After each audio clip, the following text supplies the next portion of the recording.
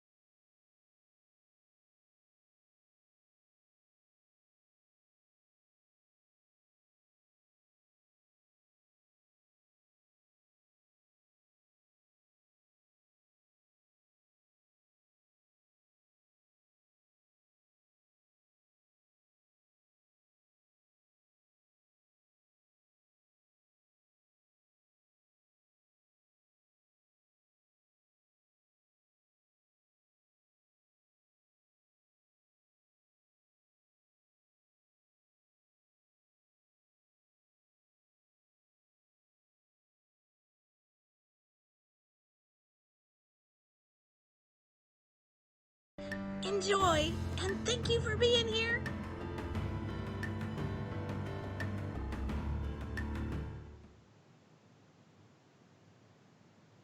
Make sure you support our sponsor, the Cowardly Browser. The Cowardly Browser does everything for you. Worried about people getting your bank information while shopping online? No problem. The Cowardly Browser blocks all e-commerce sites. Is the type too small to read even when you're wearing your favorite pair of reading glasses? No problem. The Cowardly Browser's default type size is a beautifully clear 24 points. Afraid of viruses hiding behind links on your favorite websites? Worry no more. Cowardly Browser has no links. As a matter of fact, you can't even get on the internet with the Cowardly Browser. Just click the name of one of your children or grandchildren, and the Cowardly Browser will call them to do the internet for you. Be sure to keep track of the muskrats you earn on the Cowardly Browser. They can be redeemed for things like laser discs, parts for your Commodore 64, new pages to add to your photo albums, coupons for Golden Corral, and cassette tapes. The Cowardly Browser does everything for you. The Cowardly Browser.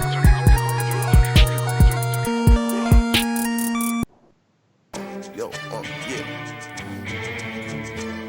Yeah. Do you understand?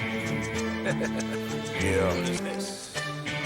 Insert cliche rap phrase here. The bastards. You know. Yeah, look. Yeah. Soon as we walk into the room, it gets. When we take it to the west, it gets. From the south to the north, where it's.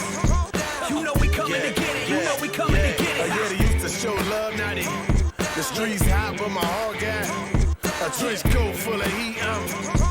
So click, clack, and blast. Thick rap, Yeah, come they on. hot, but my team a little. Smoking, rolling down the window, make it.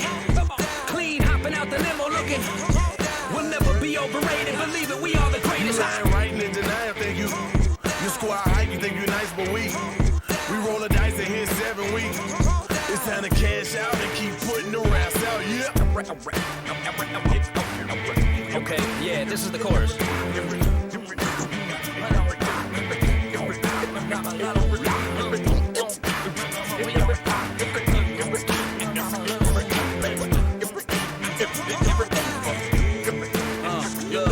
While you rambling out of pocket, I'm rolling the bass knocking. While you rambling out of pocket, I'm rolling the bass knocking. Look, we colder than the end of your calendar, higher caliber. Look, we colder than the Indian calendar, higher caliber. Yeah, you know we got it locked and we coming for your spot, Yeah, bitch. you know we got it locked and we coming for your spot. Yo, you know the flow fly like we writing in the cockpit. Yeah, you know the flow fly like we write it in the cockpit. Yo, it never should have happened. While they laughing, we collabing and smashing everything in our path. We wreak havoc. I got the alley-oop, crash, smash, bang, board glass, kill your crew and left you coming back for your They ass. really must be tripping, thinking that we wouldn't make it to that luxury living. Make the country listen, we like. Yep, flow gas, fill it up, get a mask, and I made X cash, 3, 2, 1, blast.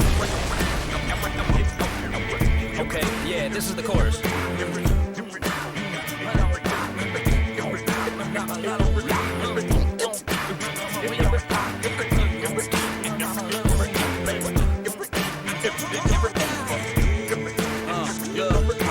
Killer with the pen, want mine before I jack it. Bastard, I melt tracks with hot acid. Rhyme pattern, mind scatter, grab Adderall. Rappers on top of where we come to smash Give a y'all. fuck about your innocence when I'm rolling with menaces. I hop on the internet just as soon as I finish this. Got a message from your fan, she said I'm smiley face, wink, hitting a reply back. Okay, yeah, this is the chorus.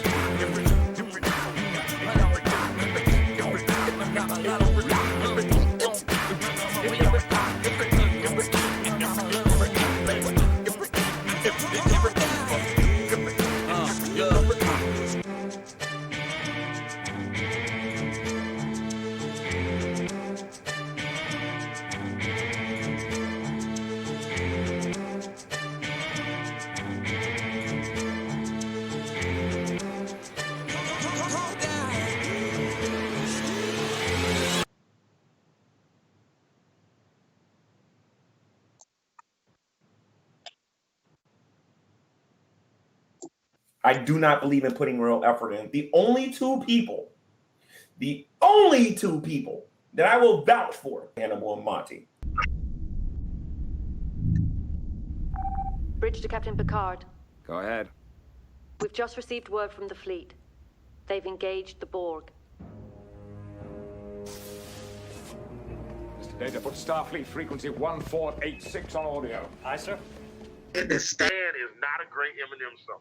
No, I did not say Stan is not a great Eminem Okay, song. what did you say? What happens when a masked producer and a headphone-wearing comic book artist get together to talk music shit, comic book shit, and political I shit? stole $3,000. Monty. Oh. Hannibal the Beat Animal.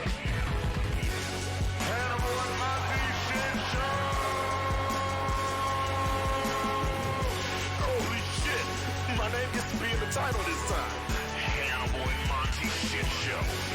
Why is my name second? What kind of shit is this? Hannibal and Monty shit show. Let's talk some shit. Get your shit together. Get it all together and put it in a backpack. All your shit, so it's together. And if you gotta take it somewhere, you know? Take it to the shit store and sell it. Or put it in a shit museum. I don't care what you do. You just gotta get it together. Get your shit together.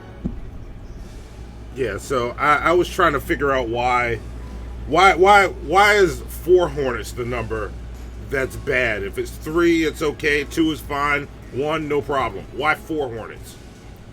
I mean, so any number of hornets is too many hornets when you're allergic to hornets. Exactly. That's what I was thinking. So we're on the same fucking page with this. Yeah, but I mean, and I don't think it matters if it's 1 hornets, 2 hornets, 3 hornets, 5 hornets. I don't think that matters. If you're allergic, you're allergic. Yeah, but he was flipping out because there was 4. Like, he's like 4 hornets and kept focusing on the 4. $3,000. Yeah. So, I mean, I guess that's a lot of hornets. And then look, take this into account. If we let all the hornets just kill all the people with allergies for like 1 generation, we don't have to deal with this anymore. No more hornet allergies. Shit. Yeah. I never thought of it that way. Hold on, They just called us talking about social engineering. I think we're live. Hold on, wait a shit. second. All right. Wait a minute. Hold on. Make sure we're sized properly. Yeah. Okay, there we go. Line up good? right there. The right size. Hold on, let me make sure right, that we're right with me. Like, okay. All right. I think we're good. We got to work on doing this before the show. You know, we should. Well, we have these intriguing conversations, and then it just be like, see, the problem is we have to stop talking through the intro and stuff. All right. Yeah. And then you the one that wanted to start talking about this during the Cowardly browser, the best browser on YouTube. That's true. And we are live. Are we live, Monty? We are live as fuck. I like to hear. Welcome to Hannibal and Monty Shit Show. I am Hannibal the Beat Animal. And I'm Monty. And this is episode 119. Maybe an episode about... You can't tell me nothing. Or... Wait till I get my money back. There we go. What is that from, and why is that from? Are my questions. It's Zach Galifianakis did one of the first versions of that video. It's hilarious. Okay. So And look, I want to give plunger points to live action animation and E.M. Dubois, because live action animation says, and we are live, and E.M. Dubois responded, we are live as fuck. Yes, I love it.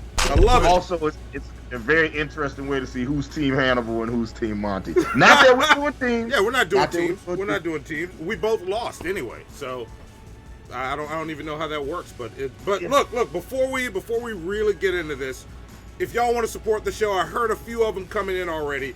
You can send us Streamlabs at 5h1tshow.live. First link in the description. We'll get to those in a bit. You can also support us on patreon.com/5h1t. If you join now, you'll catch the pre-show for our one of our Friday shows this month, which will be Friday, of course. Facebook.com/Hannibal and Monty. Instagram and Twitter are both 5h1t show. Snapchat is show_5h1t. TikTok is 5h1t_show. Discord link is in the description. That's all of that. So after all that, and you know what? We also have a link tree that has all that information in like one thing. And I've been trying to make Monty use the link tree to be like, oh yeah, for everything Hannibal Monty, just click this link tree and then find the thing that best suits you. But Monty is just like, nope, I'm not doing it. I want to read out everything one at a time. Is that what it is? You gonna make up lies about me? You gonna make up lies about me? No, like, listen, I can just tell people the truth about you. That's enough. Anyway. Yeah. Now that we've gotten that out the way. Yeah. Hannibal, why don't you introduce our guest for us? Oh man! All right, here we go. So our guest tonight. Also, I saw somebody in the chat that complimented Monty's shirt, but they didn't compliment my shirt, right? Because the Wu-Tang Clan. It's Wednesday, and Wu-Tang Clan ain't nothing to fuck with. Okay. It's a cat riding a unicorn. Yeah, but you know what? It's either Wu-Tang Wednesday or White People Wednesday. And the person that I saw that created White People Wednesday, at least the person I'm crediting for creating White People Wednesday, is our guest tonight. He is a rapper, he is a musician, and he is the creator and podcast host of Chris Talks, Profoundly Ignorant, and Not to Cut You Off. Give it up for my motherfucking friend, the Cutter the Bastard Butcher, aka Chris Blount. Bam, bam, bam, bam, bam, bam, bam. We really. Yeah. I know we need to. We really. I know we need the air horn on the soundboard so I can get it to Zoe so she can just do that shit. Send it to her. We'll add it. Like, who are they talking about? This is amazing. Yeah. Live action in the chat. She extra happy. She got your name in all caps with exclamation points in this bitch. Yeah. What up, there we go. I see you. Yes.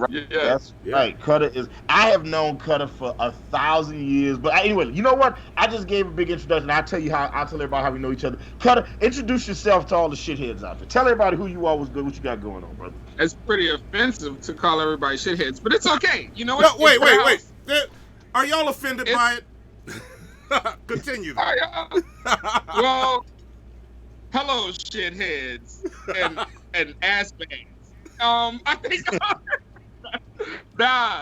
I'm Chris Blount. I am the owner and I have a studio in Tacoma, Washington called On Purpose Recordings. In On Purpose Recordings, I do a lot of podcasts. So as they mentioned before, I do Chris Talks, the podcast, which premieres this Friday. I have Profoundly Ignorant, where I talk a lot of, politics and geek shit. I do a quick podcast called Not to Cut You Off, where it's like 5 minutes. It's just whether I want to drop in random shit on y'all. And then also I do another called Should This Be a Movie? Wow.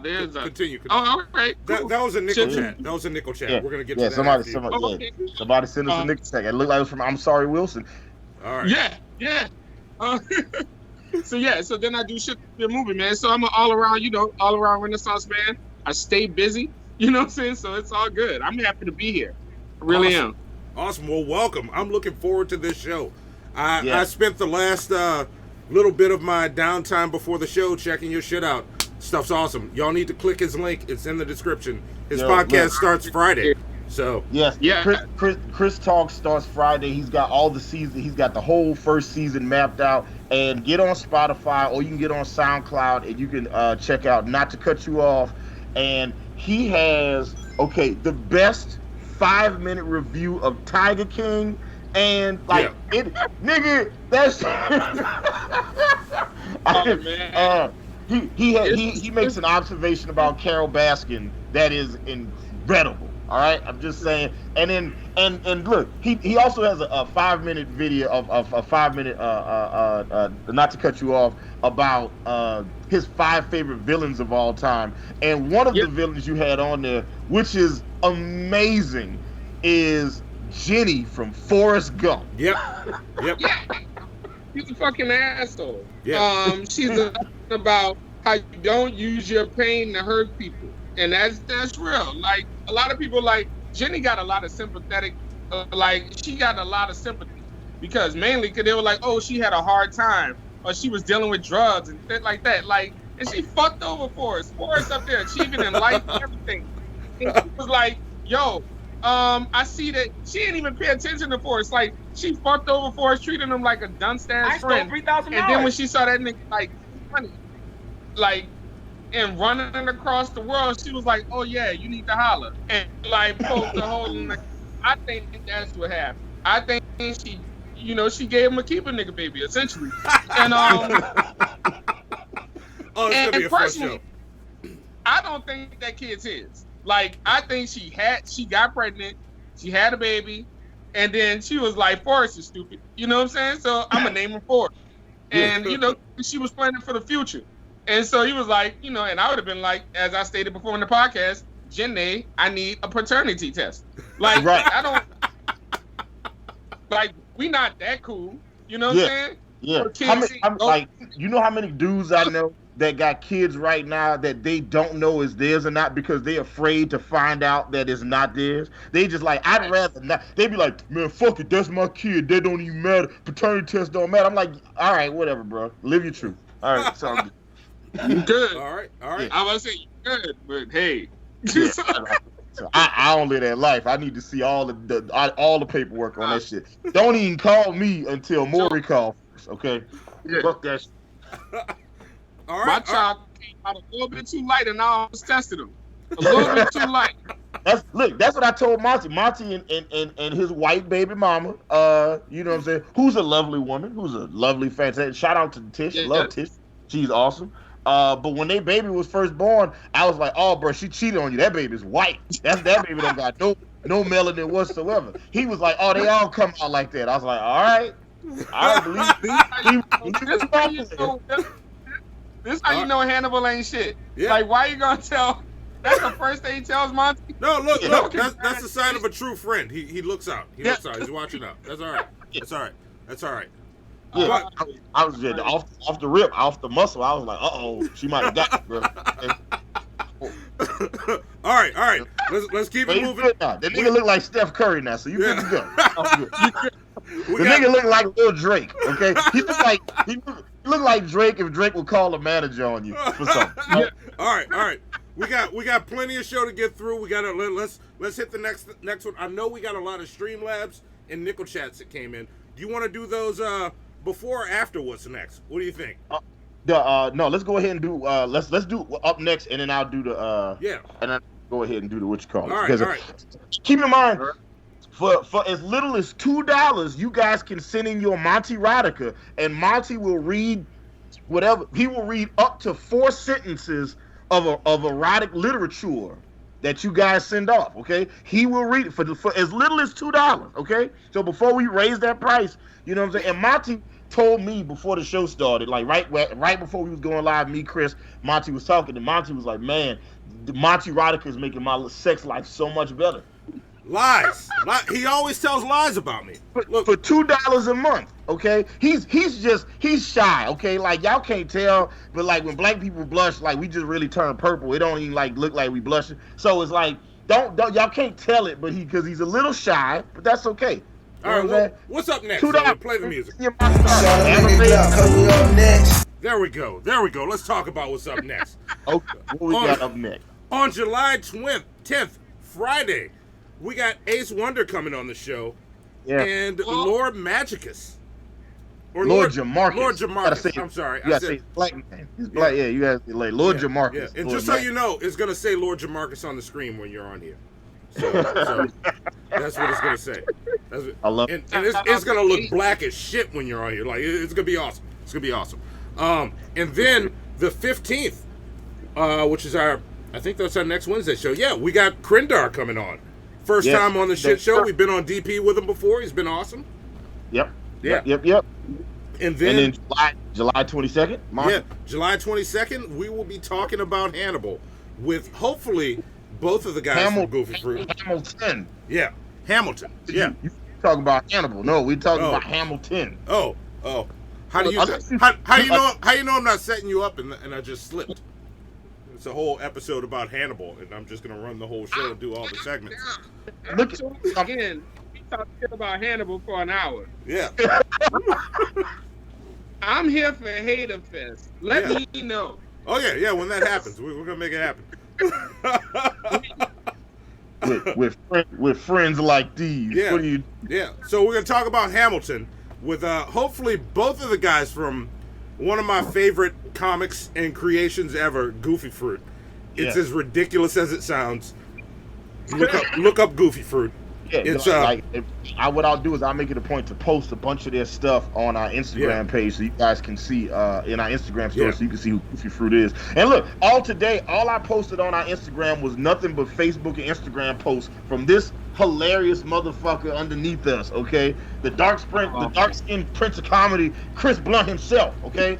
So, yeah, if you haven't seen our Instagram stories today, go check that shit out, all right? Yeah. So there you go. There you go. So that'll be fun. I know we got Mike Grossman. Hopefully we got his partner. I never say his real name, so I'm just gonna call him Jerry. Like it's a running joke with us. His real name will be on the screen, or I'm gonna keep playing up the joke and keep changing his name. So we'll see. But after that, we have our ultimate comic book movie list on the 24th. Yeah, on the 24th. Well, we don't have any guest book for that one yet. Not yet. On the 24th, we will be adding to the ultimate comic book movie list, and on that list, you know what, Monty? I just thought about it. We should put live action animation on the episode on the 15th. Yeah. That's what I was gonna say. I was gonna ask her if she wanted to come on with Krindar. That'll be fun. I've actually, you in the chat. Let us know right now. You want to be on the 15th episode? Yeah, let us know. You see how booking happens sometimes on a shit show, live on the air. Yeah, just niggas is spontaneous. You know what I'm saying? We some spontaneous niggas. Yeah, and then do it live. That's right. And then finally, on July 24th, as we add to the ultimate comic book movie list, the theme for this episode is all comic books and graphic novels based on crime and crime solving and crimes and shit. Now, we've already done both of the Sin City, so we're not doing either one of those. We will be talking about thank you for that, Life Hypnotic. Life Hypnotic with the big. Okay, yes. I hope you sent some Monty Rodica Life Hypnotic. No, that is not Monty Rodica. It's just peace signs, and I don't know what that emoji is. The happy with the hands. Okay, all right. So I appreciate it. What's that? Yeah, don't forget Max Payne. Are y'all gonna review Max Payne? Not on this one. On this episode, on the Ultimate Comic Book Movie List edition on the 24th, we will be reviewing 1990's Dick Tracy. Yes. We will be 2008's The Spirit. And just as a sidebar, I've previously hated both of those movies. So there you go. Yeah. We will be reviewing 2005's A History of Violence, which is an Academy Award winning movie, I believe. We will be reviewing 2019's The Kitchen, starring Melissa McCarthy, Tiffany Haddish, and we will be reviewing The Last Days of American Crime, which came out this year and is available on Netflix, and the reviews look terrible. So I feel like this is gonna be one of them episodes where I'm gonna be like, man, we should have just did more Justice League movies. Just saying. I just feel like that. I mean, as long as they're not those Lego superhero movies, I think I'm good to go. And anyway, so that's the 24th. We don't have any guests for that one. We're trying to get some people to be announced. And July, if we get those people, it'll be awesome. Trust us. If we get those people, it'll be fantastic. And on July 29th, yes, our monthly torture episode. Yes. We will be talking. So for the record, I have no desire whatsoever for us to do this episode. I've said it before, said it on Geek Room, I said it on Drunken Peasants. I don't want to do this. Monty and I will be finally doing a whole episode about Shani for Christ and her boyfriend, her husband, Rev. So there you go. You know, it's happening. You fuckers are happy. Yeah. Yeah, it's happening. It's happening. And our guests on that episode will be Missy Ann and Burnt Toast. Yeah, Burnt Toast and Missy Ann, my white baby mama. Look, I got the money for the kids. Just I got to get my car fixed first. All I got to do is get the tires, the radiator, the cooler, the exhaust, the axles done, the brakes, the engine. But after that, I got you on them kids. Yeah. So it's gonna be a badass show, and I have been working with Burnt Toast. Like I started talking to her today. I have to do some animation tests, spoilers, and we're about to make some awesome shit. we got a nickel chat that's gonna come in just a second, which gives me. Monty, you got it. All right. You want me to read it now? Look, we'll roll right into it. This will be the first one I read. It says, and this is directed to you, Chris. It says, Chris, what's your opinion of Candace Owens? Oh, self-hate is an amazing thing. I think that like people yes, I feel like people do anything for attention, and this is one of them attention things. Like I always feel like it's an old religious term, right? But people would rather reign in heaven and reign in hell than serve in heaven, and I feel like this is one of them. Like if you're talking liberalism or like non-crazy shit, she's just another black woman or another person. You know what I'm saying? But if you put it in, with her style, there's not too many people doing what she's doing. Like there's not too many people who are, taking these conservative talking points, being every racist black friend, Yeah. She's every racist like, this person, holy shit. not like that. Yeah, she's the antithesis of Hannibal and Monty. Look at that. Yeah. So there you go. But she doesn't really, I don't know whether she believes that shit or not is irrelevant. I think she's doing this for the attention and the money. Oh, for sure. Yeah. For sure. Look, the Turning Point USA must pay like a motherfucker. So it's one of them, man, and so not only that, she gets the attention. And that's the thing. Like people want attention. Same reason why you hear like Kanye. It's some notice me shit. Yeah. Yeah. So that's why I don't pay too much attention to Candace Owens.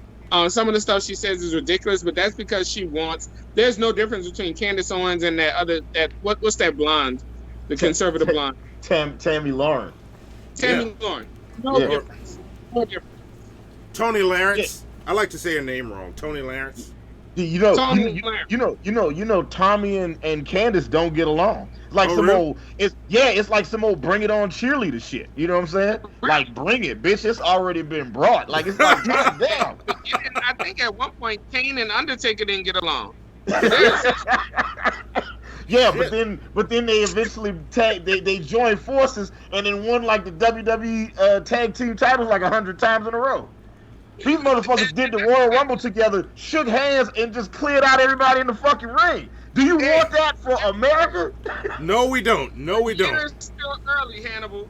The year's still early. At some point, they're gonna join forces. No. Look, listen. They look. At the end of the day, they still both women. They're not gonna join forces. All right, that's not the way. Hey, girls don't know how to be friends. I didn't create that. I'm just repeating it. That's an observation. All right, don't at me. All right. Every guy here has met a girl who was just like, I don't really like being friends with other girls. Other girls are just messy and dramatic, and we've all met those girls before. Yeah. But you know what? They join forces for motherfuckers they hate for a common cause. Yeah. You know what? Do you think Tommy Lauren and Candace Owens hate liberals and progressives enough to join forces for a moment? Yeah. Okay. They both have a mutual love for Donald Trump. So. All right. We're getting sidetracked. We got a whole show, and we're running out of time. All right, and look, and none of these is Monty Rodica, okay? Which y'all basically telling me y'all don't care about Monty's sex life. That's what I'm seeing. That's good. We don't need more Monty Rodica. Angry Roach says, so I hear Hannibal met Sexy for Christ and saw the eye of the beast. When is Monty going to draw that? Oh God, he wants you to draw her like Kate Winslet in Titanic. First off, Monty's a piece of shit for that. All right, and like he's a bad friend, but you know what? I'm a bad friend for what? I didn't do anything.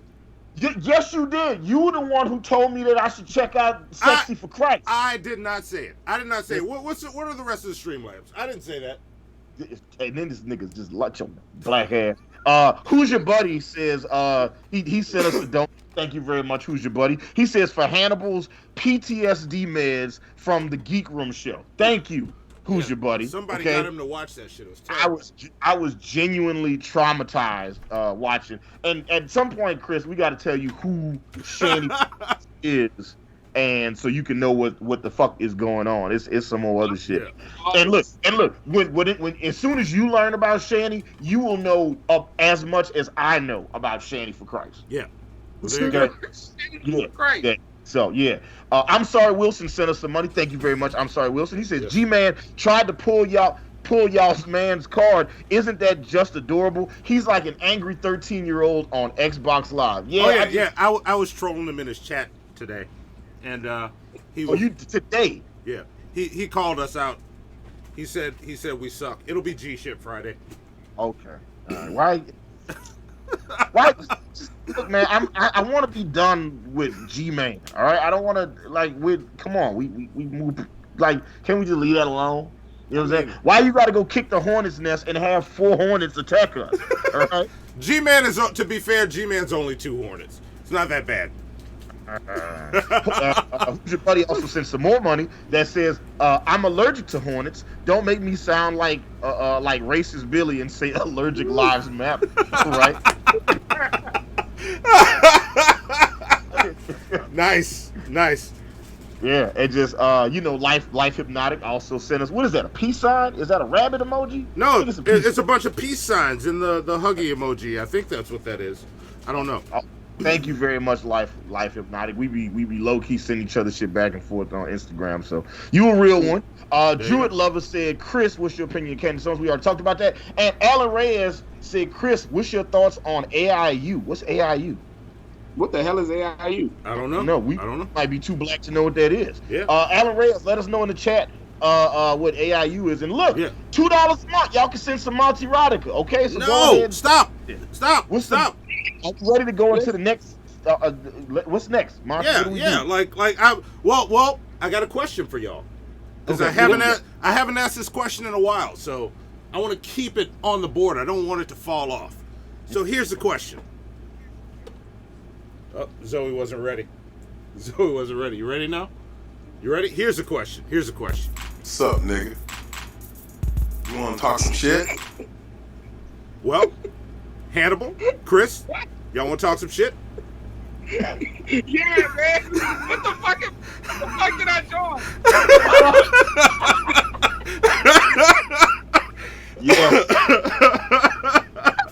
Yes. I'm definitely ready to talk some shit. I'm pretty sure Chris is ready to cut it. The bastard butcher. You ready to talk some shit, man? I'm ready to talk some shit. All right. I feel like y'all invited me to a party and shit got weird, man. I'm here for it. I just want a better warning. All right. Oh, it's gonna get crazy. Just get ready. Okay. It's a wild ride. All right. We're gonna set up the first segment, and this is the first time this has ever been the first segment. So I got another question for Hannibal, and it's what would Hannibal do? Let's find out. Okay. We doing this. Okay. All right. I thought that was a one-time thing that we did last week, but all right. Okay. What would Hannibal? Let's run it. Let's do it. Yeah. No, the shit's great. Let's get into it. Here we go.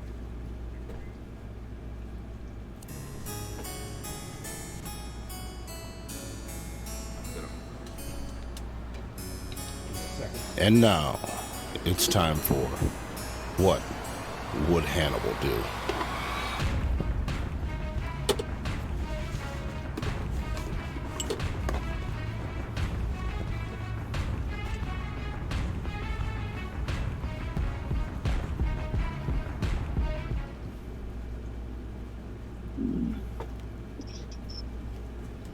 All right. I'd also like to point out, y'all, this nigga Monty went and made a whole intro, all right, without just with my music and everything, created a whole segment. Okay, all right, let's do it. It's a good segment. It's a good segment. Why are you so mad? I'm not mad. This isn't what's in Hannibal. This is what would Hannibal do. All right. Yeah, this is what would Hannibal do. I'm trying to be calm today. Yeah, keep your calm. All right. So here's the first one. Coming up right here. There we go. This is from Lord Jamarcus. Yes. Lord Jamarcus said, I created a fun service for my friend called Ask Friend's Name to help them consolidate and organize queries they normally get that upset them. And this person never used it once or even thanked me. What would Hannibal do?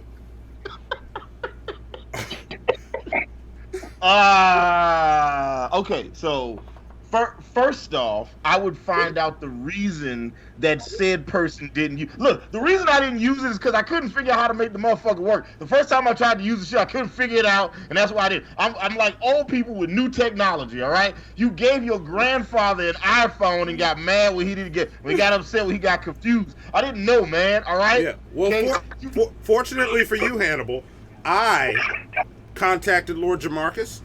And I have the Ask Hannibal site. I will put the link in the description when you watch back. I throw it in the chat. I don't have it ready. We'll get to that after this. I don't have it ready, but I'll put the link in, and you'll be able to submit your questions for what would Hannibal do to the Ask Hannibal website that Lord Jamarcus made. Yes, okay. And you know what? Thank you, Lord Jamarcus, for creating thank you for creating that, and we will use it. I will actively use it, and I'll record myself using it on a regular basis, just so we'll have a video of me using it for the Friday show. There we go. All right. I want you to know that shit. Lord Jamar Aurora Borealis. Okay, that's okay. That's at 8:31 in the morning. Damn. All right. Yeah. Motherfuckers be on the Discord early as hell. Okay. Yeah, so there we go. All right. Well, let's.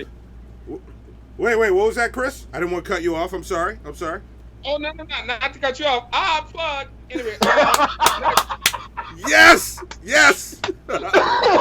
Oh, I'm getting my corona all over the computer. Oh, shit. Yes. All right. Well, let's hit the next one. I got another one. And wait, before we go to the next one, I want to say this. I'm not using all of the ones you sent yet, but they will eventually get used. I am screenshotting them and keeping them in a folder. I've got lots of these, so keep them coming. If you don't see yours this week, it will happen. So here's the next one.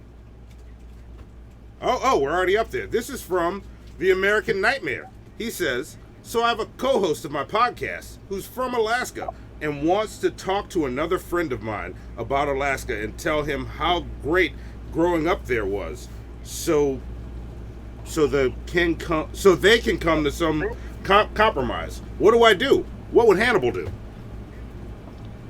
Great question. So first off, you shouldn't have any friends from the garbage wasteland that is Alaska, okay? Nobody wants to go, like, any place where in order to see the northern lights, your balls also get smaller just by observing them. That's not a place you want to be, okay? It's not a fair place. And also, there's like 700,000 people that live there, and it's like 98% of them is white people, all right? That means that all the food is flavorless as shit, okay? Like, unless you're trying to tell me Emerald Lagasse or fucking Guy Fieri is up there, that means that all the food there, all that salmon is just bland as shit. You don't want, why? Just tell your friend, just stop being friends with the dude that lives in Alaska. There you go. That's the easy one.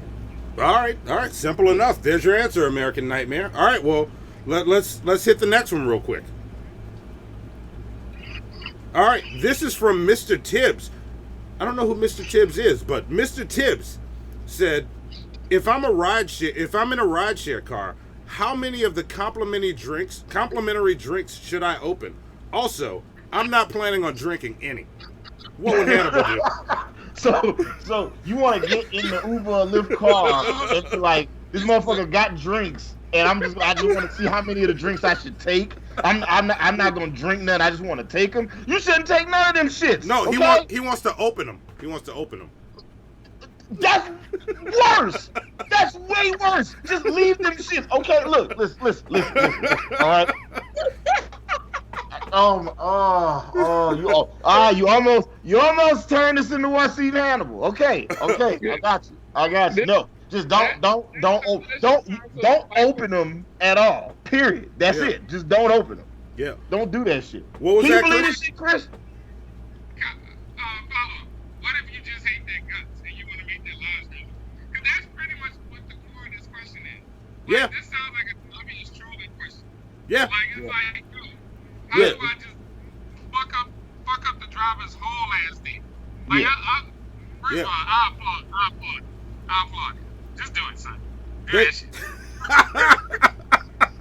All right.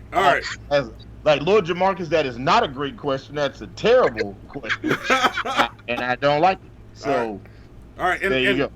And I got one last one. And wait, is this the one I think it is? Yes, there it is. There it is, right here. This is it. This is from like one of my favorite people that I see in Discord. I fucking love this guy. This guy is phenomenal. This is Sir Stickmas the Stick. Like, look at that dude. He is awesome. Thank you, sir, for being in our Discord. Sir Stickmas the Stick. Yeah, he's awesome. He is so great. But yeah, he posted something really interesting that I wanted to run by you. I saw this one and it caught my eye. His always catch my eye.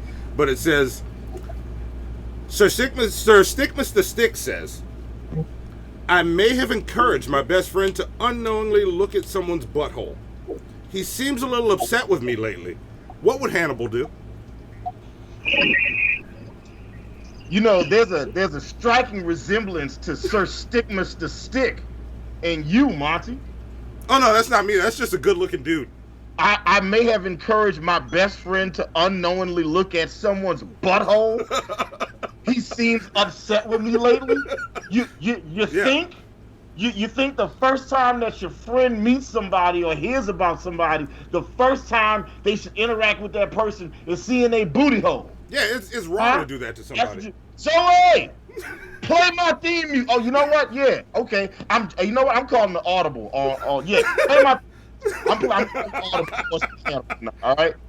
And Zoe, get the fuck yous ready. All right. Get the fuck. Play my theme music right now. All right. Here it comes. Often imitated but never duplicated. Yeah, that's it. OG, original gangster.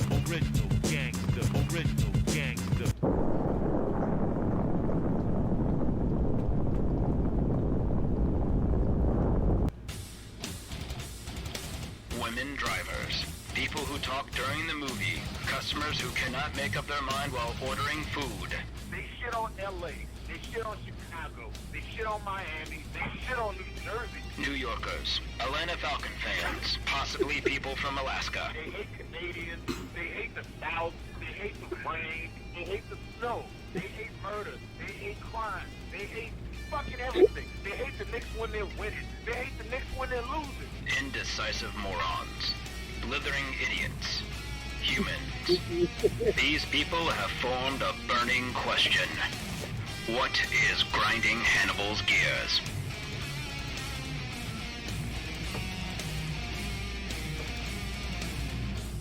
I don't understand what made him so mad, but all right. But you wanna know what made me so mad? Okay, all right. I'm calling the whole audible. Zoe, get the fuck you ready, all right?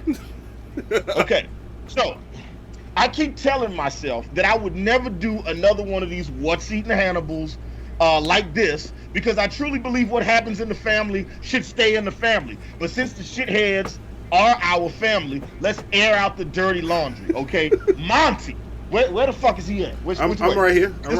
Monty, okay? Yeah. Okay, right there, okay? Yeah. This What's Eating Hannibal is for you. So once again, CeeLo Green, please tell Monty how I feel about him. Damn, Hannibal, come on. Zoe, play it one more time, Zoe. Yes, Monty, okay? Fuck you, all right? Fuck you, Monty. What did I do? So, Monty and I went into this week knowing that this was going to be a busy-ass week for us. Like, this Friday, we have a show where we'll be joined by Ace Wonder and Lord Jamarcus. Yeah, we already talked about that. We got today's show where we joined by my good friend over here, Cutter, right there, Cutter the Bastard Butcher, right there. a.k.a. Chris Blount, right? Last night we was on Drunken Peasants with Ben Pye and Young Bill Fridge. Yesterday morning we were on the Morning Wood podcast with Pimp Monk, Shabisky, and Missy Ann. Sunday, Monty and I were on the Geek Room podcast with Frank, Brandon, Anna, right? And this is where the shit went down, okay? This is where the shit went down. We were having a conversation about Shanny for Christ, the subject of this month's torture episode. And Monty, my supposed motherfucking friend, suggested and encouraged that I go check out a Twitter page called "Sexy for Christ." But I didn't. Okay. All right. Yeah, no, you didn't. That's just you didn't do that. No, I didn't. I didn't do that. I'm mistaken, huh? To our lovely producer Zoe, play the video, please. Play the Geek Room video. All right. Well, let's see. La Morte says, "Get Hannibal to look up 'Sexy for Christ' on Twitter." That still exists. Yeah, it does still exist. Hannibal. Yeah, it does. Look up "Sexy for Christ" on Twitter. All right, I'm going to Twitter now. We're gonna play this while he does this, and I'm sorry they can't handle me. I mean, how can you prove that was me? How can I prove that you are you? Yeah, I mean, I didn't see me on camera when that voice came out. That's all I'm saying. So, Zoe, okay, I moved. Zoe, start the video from the beginning. Play it again. La Morte says, "Get Hannibal to look up 'Sexy for Christ' on Twitter." That's still exists. Yeah, it does still exist. Hannibal. Yeah, it does. Look up "Sexy for Christ" on Twitter. All right, I'm going to Twitter now. we're gonna play this while he does this, and Now watch what happens next. Watch what happens next. Right there.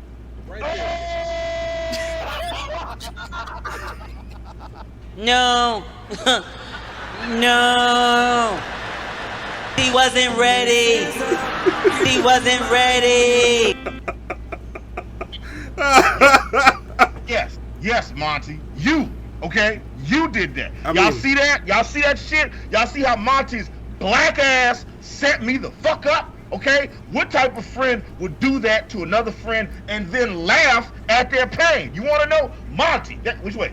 Right there. There. Monty. That's who. Right there. Right fucking there. Monty. That's who.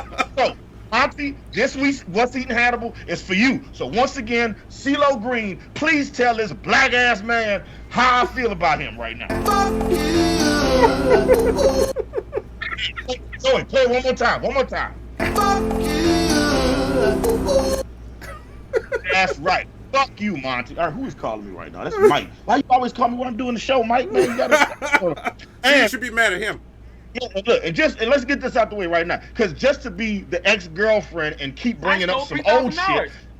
Yeah, today we don't in get 1839, John D. Rockefeller was born. Also today in 1998, Jaden Smith was born.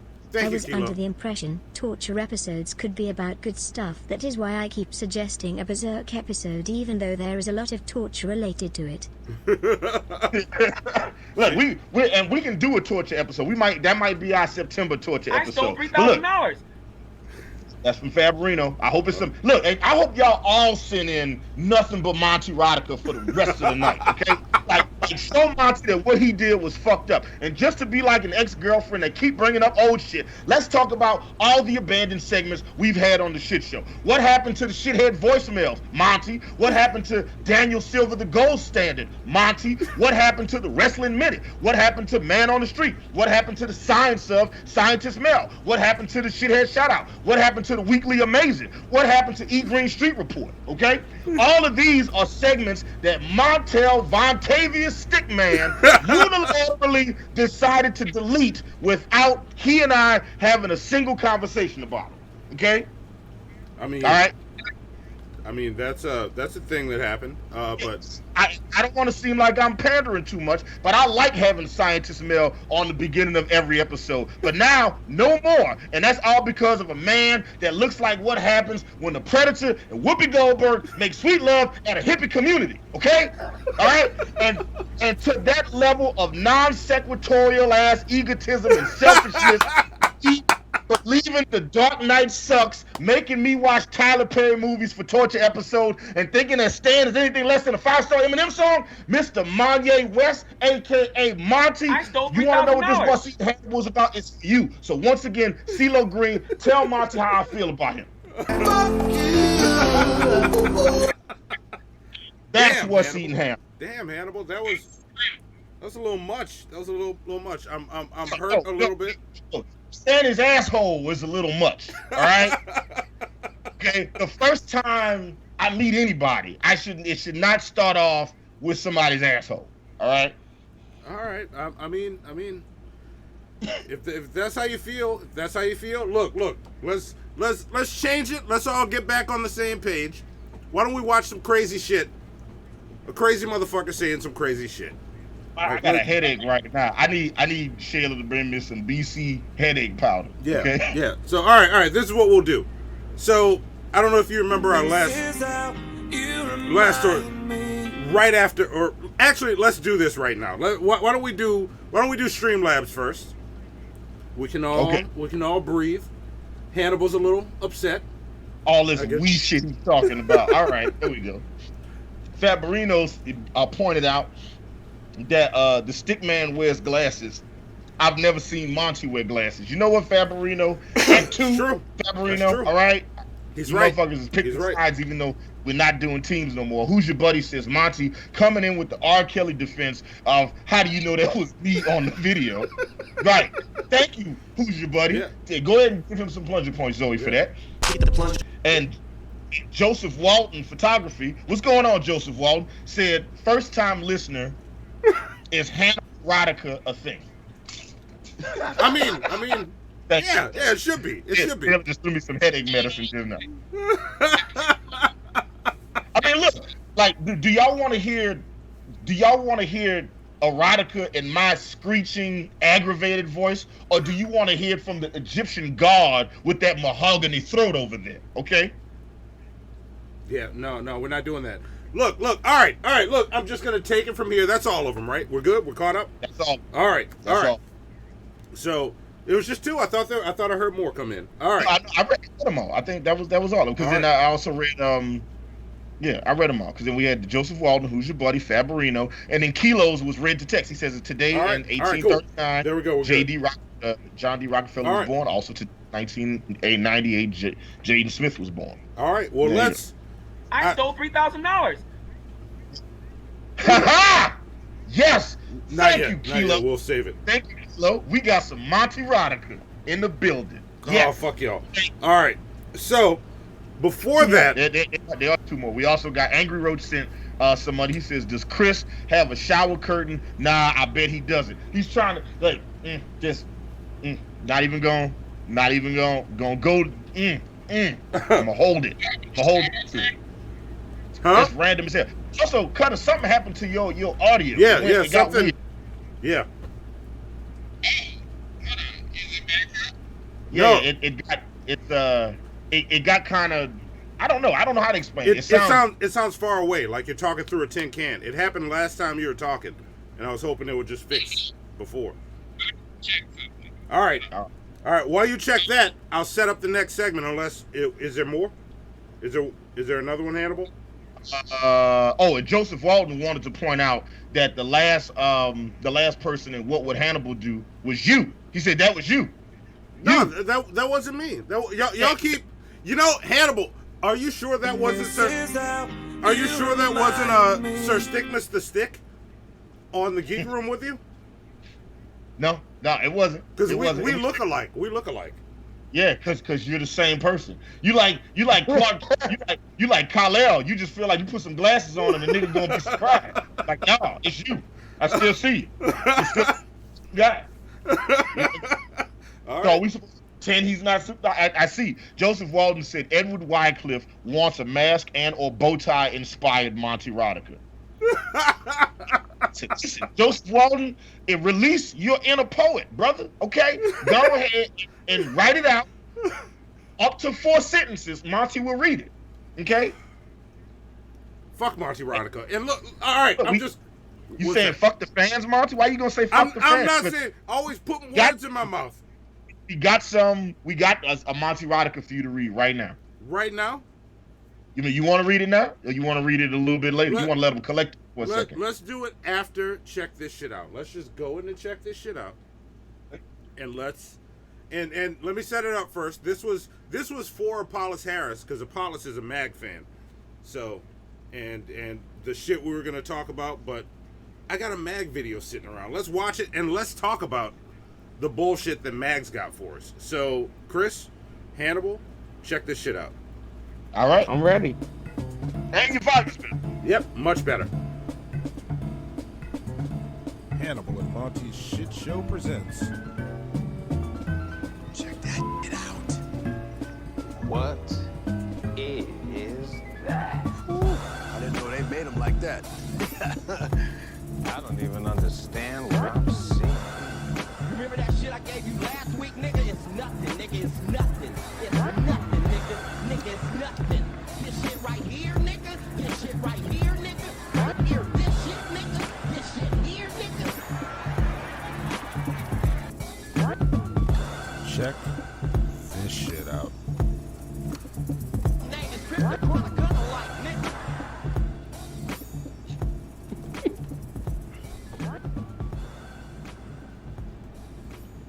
Terrible ass movie. It's fucking terrible. It is. Truth. Now, I'm gonna keep doing these videos because I don't care if you're mad. I don't give a damn if you're mad. You shouldn't be on this bit of truth if you believe in this color shit. You understand? Now, with this so-called George Floyd killing, and you know they say they arrest the police. Now, we already know nobody go to jail. Nobody go to jail for that shit because it is a hoax, a 100% hoax. And I told you, the person that was so-called kneeling on the fake flight is not the same person they so-called they locked up Derek Chauvin, locked up in jail. They're telling you that they have to release 8 so-called black people from off that so-called jail floor that they're gonna put him on. And I'm gonna break it down and show you that it's just a hoax for the race war, and it's on. Don't be dumb and fall for it. Let it run. 8 correctional officers of color are suing Ramsey County for discrimination. An attorney representing the officers. You hear where it's at, people? Ramsey County. It's not a coincidence with the Ram, people. You need to wake up. All fucking satanic coding shit they give you. And I told you, the race war is on and in full effect. Don't fall for it. Remember this BAM. As they were prohibited from entering or working on the floor where former MPD officer Derek Chauvin was being held. The people with brains already know they hold nobody. Just a damn hoax. Who's gonna be locked up for a hoax? You better wake your ass up, people. The senseless death of George Floyd and senseless story. The story is senseless. Not the death, the senseless story. Don't forget it, people. It's one that they made up. And of course, if you look into it, it's senseless. And take a closer look at racism. Yes, take a closer look right here. Take a closer look. You see this 6'3" for the you temperature? See that? It's not an accident. And your 111 right there for your number 3. And of course, you know about the CBS with the one eye right there. 100% is just a hoax they're putting on for the dumb people. How far they're gonna take this George Floyd fakery. So just wake your ass up. The police is there for their purpose, not for you. Race war is on. Just keep that in mind. It's on. Don't participate in it because it's gonna come your way. Watch this right here. Bam on. There you go. There you go. Did he convince y'all that this is all a hoax? Did he convince me that George Floyd is not dead and that it's a hoax put on by the people at CBSN? First, what is I guess what is it? CBS Minnesota. Okay, gotcha. No, he didn't convince me at all. Cutter, what you think about Mag Truth's foolishness? What in the chat hates is going on? Like, this is Mag Truth telling us how George Floyd, the George Floyd situation never happened. That's what he believes. And this is all fake shit. This sounds like all lives matter dance hall. Like,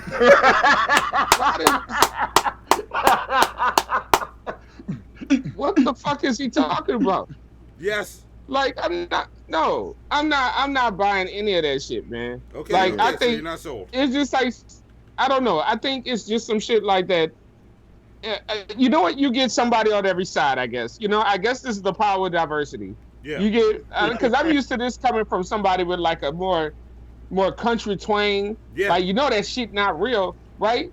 Or just like that. You don't usually hear that from this era, right? From that type of like someone from that type of background. Yeah. I'm like, what the fuck? I'm still like, what the fuck? Like, I'm not. Oh yeah, what the hell did we just listen to? And I'm realizing now this is your first time ever hearing Mag. So, yes. All right. Sorry about that. You weren't ready. You weren't ready for that. No, I was not. Yeah, you see how Monty likes to just spring it on you? Now, just imagine doing that, but with somebody's booty hole, Chris. Okay? Oh, you back God damn it. Yeah, okay? It's pretty fucking rude, Monty. That is. That's just the type of dude that he is. Also, we gotta give E.M. Dubois plunger points because he said something earlier that was incredible, and I didn't get a chance because I was too busy being pissed off to respond. But he said Monty's voice could make a white girl squirt just by telling her, "Here's your pumpkin latte in a Starbucks." The pumpkin spice panty dropper. He got it. Okay? That's wrong. He's wrong. Let's not. That is. Monty had sex with more white women than Wilt Chamberlain. Okay? He is incredible. All right? He is the fucking, like, you know, if your princess is alabaster, he gonna come get her. All right? He like Trey Songz, how Trey Songz is like Mr. Steal Your Girl, but if your girl is white out though. So come on. Matter of fact, is Lawrence still in the white chicks, bro? They should have a contest. They should have a white off. Who are we talking about? Like, where's this all coming from? What?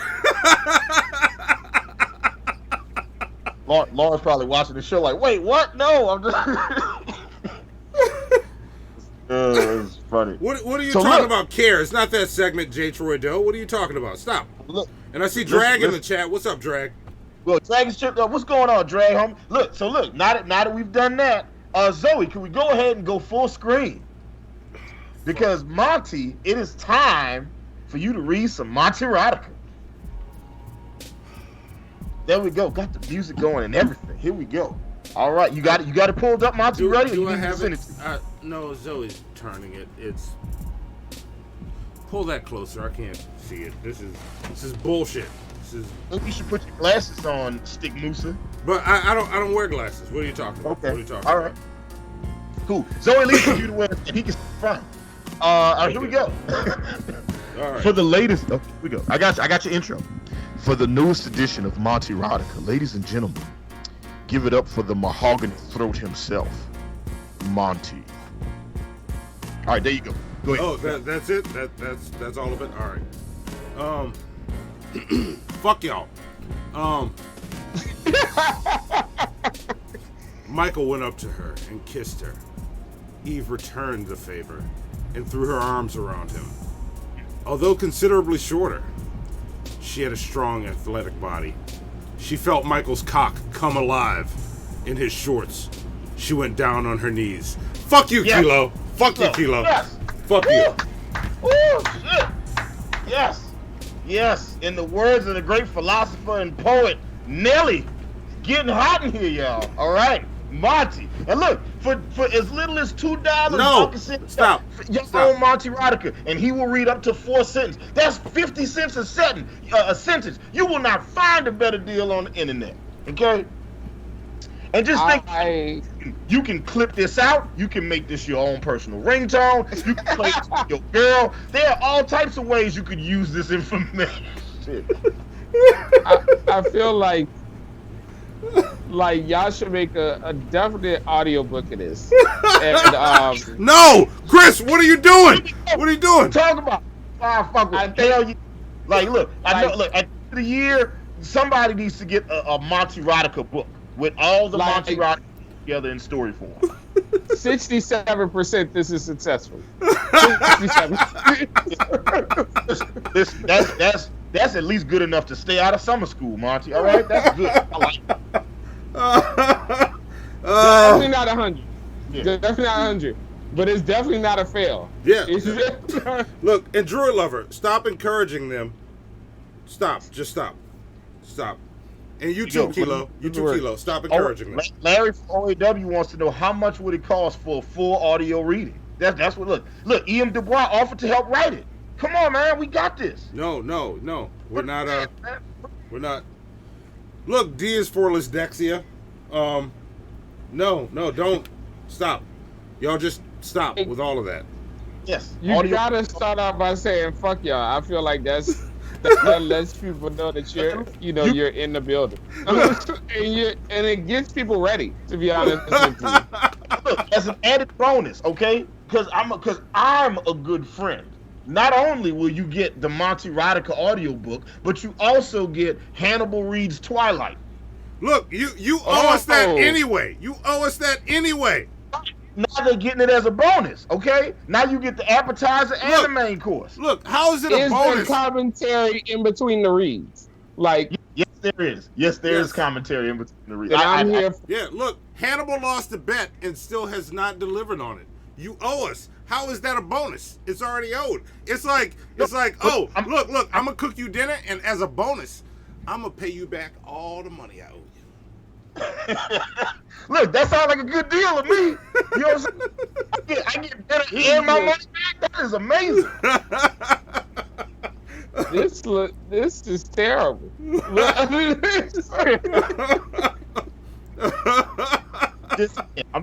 I'm just saying. I'm trying to sweeten the deal. All right. My erotica audiobook and Hannibal reads Twilight. You know what I'm saying? Y'all are 100% promoting literature. Because after this, I would just read. Yeah, just read.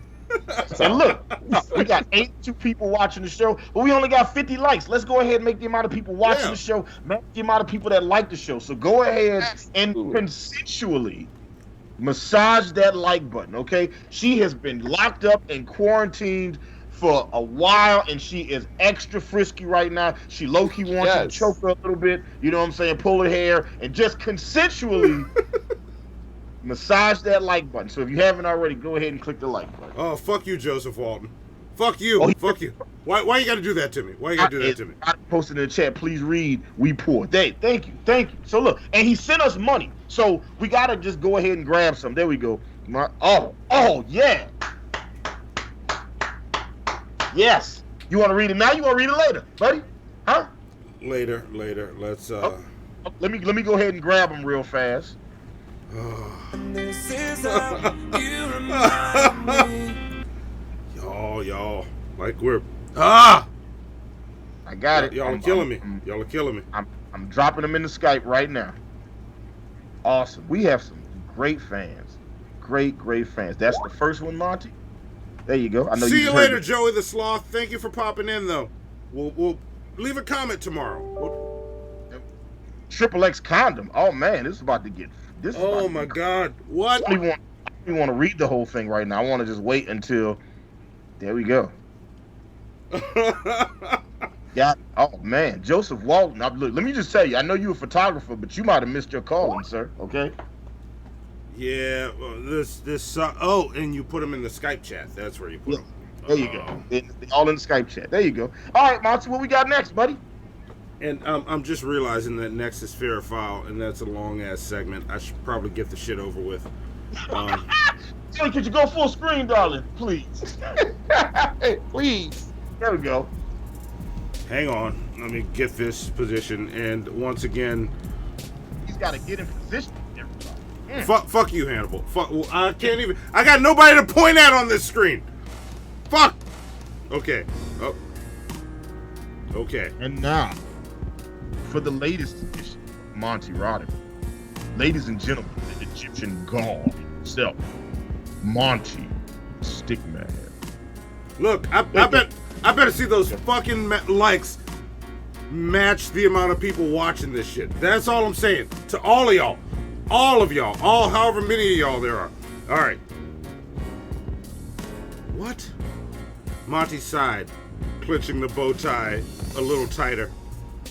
Hannibal, are you sure? What the fuck? Hannibal, you made it. With the 50-yard stare, replies, yeah, boo, I'm sure. Come on. There you go. There. You know what? I'm going to keep this going. This will make Hannibal stop encouraging this shit. Monty shakes his head with a grin. This is what he lives for. He bites off the corner of a triple XL condom. The white ladies on the other side of the one-way glass all squeal, but Hannibal can't hear them. All he hears is angels. There you go. Or angles. Or whatever. Alright, fuck it. Get me off. There you go. That was the wrong way to leave Monty Rock. Yeah, that was the wrong way to end that. All right, you know what? Yeah. But you know what, Joseph Walden,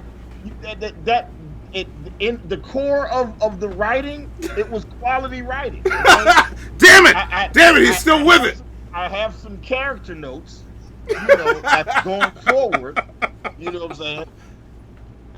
Like, here's the thing. It's more believable if you change Hannibal to Hannah, right? And then there you go. It's good to go. Like Hannah Bell. Yeah, Hannah Bell. There you go. That's a white girl for sure. That is 100% a white girl. Like antebellum one. Oh yeah. Like she definitely got some of them Daisy Dukes where the pockets be on their thighs for some reason. No. Look, no, let's just not with any of this. How about the character being nobody? Nah. Look, look how many of these people make Monty the person that's always like, you are always the power top in all these scenarios, Monty. Which is that's wow. That's a lot. Yeah, man. You know what I'm saying? Yeah. Let's go on. Look, we had some technical issues. I don't know if Zoe got it fixed, but let's just go into the next segment. And let's do fair or foul. And whatever doesn't work, but the main part will work. Let's do fair or foul. Yes. How big are your balls? All right. Okay, Mr. Rashid. Are they ready for the truth? Yes, they ready for it. Just love it. And what's good? And how do they hurt us? Because they love Phil. We don't need to give any time to that mess, do we? We're talking about deliverance. See, I'm talking, so many people out there are captives. And I'm talking about homosexual lifestyle. I was delivered from something like that. I was a prostitute for over 30 years. I sold my body on the street corners. See, I can talk about that sin. Hallelujah, because see, I was wrapped up, tied up, tangled up, and I loved it when I was doing it. Hallelujah, God came and purged me. Hallelujah, God made me get it the old-fashioned way. You just turn your soul unto me and I'll use you. But now I can shake for Jesus. Oh, another anointing of the Holy Ghost. Bless you. Suck my cock, bitches. God bless you. Has the Imperial Magistrate reached a verdict? I have guilty or innocent. Feed him to the Sharkagons. I'm leaving you for. Yes. Fair or motherfucking foul. First off, if this is your first time watching Hannibal and Monty Shit Show, first off, welcome. We're happy to have you. If you haven't already, go ahead and click the subscribe button. There we go. We got another nickel chat that came in. I think that came in from Buck Melanoma. Yeah. Is that and also, that's from Buck Melanoma. No message, but Buck Melanoma, just so you know, I saw your messages. This has been a crazy week. I will be in touch with you. I'm not ignoring you. There you go. Shout out to the Tiger Dragon Joe Exotic around in the background. I was looking at it and said, what the fuck is this happening? And then I realized what it was. I said, see, that's what happens. All you need to do is put a little tuna oil on a nigga's shoes, and that's it. Yeah. Just a little bit. Yeah. There you go. What I'm saying? All right. That's how you get the big pussy, right? Tuna oil. There you go. All right, so if this is your first time watching Hannibal and Monty Shit Show, first off, welcome. We're happy to have you. So this is the way this segment works. Every day, I, Hannibal the Beat Animal, do a deep dive on the news. I have a news aggregator site I go to, followed by Associated Press, CNN, Fox News, Reuters, InfoWars, Breitbart, Politico, The Hill, Huffington Post, Snopes, Red State, Newsmax, MSNBC, etc. I go to 100 different news sites and read 100 stories 100 times. And when I get to the end of these stories, sometimes I wonder to myself, was the end result fair or was the end result foul? So we're going to talk about a couple of these stories, and then we're going to, just have us a conversation, figure out what's fair, what's foul. Everybody in the chat gets to participate, so make sure y'all drop y'all fair files. And look, if y'all want y'all fair files read, you got to make sure you do at Hannibal and Monty Show, right? So that way we can see them and grab them and use them. So make sure you hit at Hannibal and Monty Show. If you're on your phone, I know it's gonna be tough. If you're on a computer, it's a little bit easier to do. So okay, let's get to this. The first story comes from WKRN.com, right? This is hilarious. It says, white Michigan couple charged after gun pulled on black family. Now, there's a video for this. I'm gonna get to that in a second, right? But if y'all don't know about this story, if this hasn't popped up on your social media, if you haven't heard this, haven't seen this on the news, all right, this is the story. A white couple faces criminal charges after one of them was captured on video pulling a handgun on a black woman and her daughters in a restaurant parking lot in Michigan. Sidebar, it was a Chipotle, okay? I want to point out that this happened at Chipotle. This is why I don't like going to Chipotle. Yeah, right? What do you think now, Billy the Fridge? What do you think now? White people do crazy shit around Chipotle for some reason. I don't know what that's all about. Julian Wustenberg, all right, 32, and Eric Wustenberg, 42, were arrested after Wednesday night's confrontation and charged Thursday with felonious assault, said the Oakland County prosecutor Jessica Cooper. They were later arraigned and are free on $50,000 personal bond. Jesus.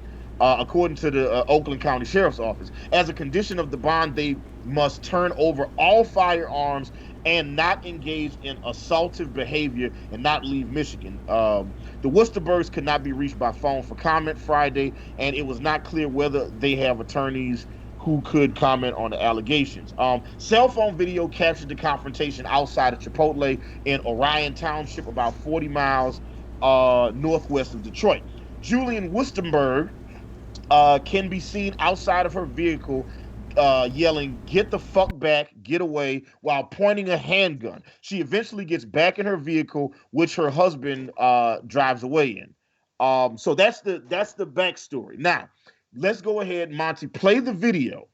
I'm sorry. So I love the producer Zoe. I'm sorry. So I love the producer Zoe. Play the video that we had. Oh, I'm sorry. It's fair file video number, I think it's, hold on, I messed up. I dropped the ball. That's on me.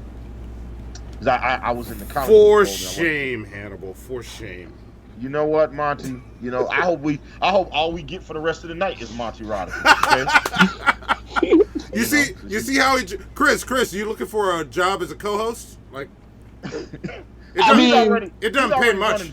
He's already running 4 podcasts. How you gonna give him another job? I'm so busy. I'm so busy. Like, come on. I like the ring of it. Monty and Chris's shit show. Here's the thing. My mask is in the shop. It wouldn't. All right, fair enough. All right, I got it. All right, so to our lovely producer Zoe, it's fair file video number 1. All right, there you go. We got this. Here it comes. All right, and look.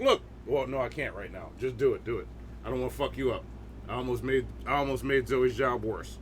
Y'all were about to get lucky for a second. I got the hookup coming. You ready for it? You want to do that now? Look. Oh, you want to do the video? All right, do the video. Coming soon. Stick around. She got the gun on me. Get away. She got the gun on me. He about to hit me with the car. Call him. I'm telling. Get the license plate. Get the license plate. Get the license plate now. Because you were never about to hit me with the damn car. You hit me with the car? Okay. Both of y'all put the guns down on me, okay? I got it. Don't you jump behind me. No, I ain't jumping behind your girl. What you want? Your husband was hitting me. Do you see that? Do you see that? They both point that gun on me.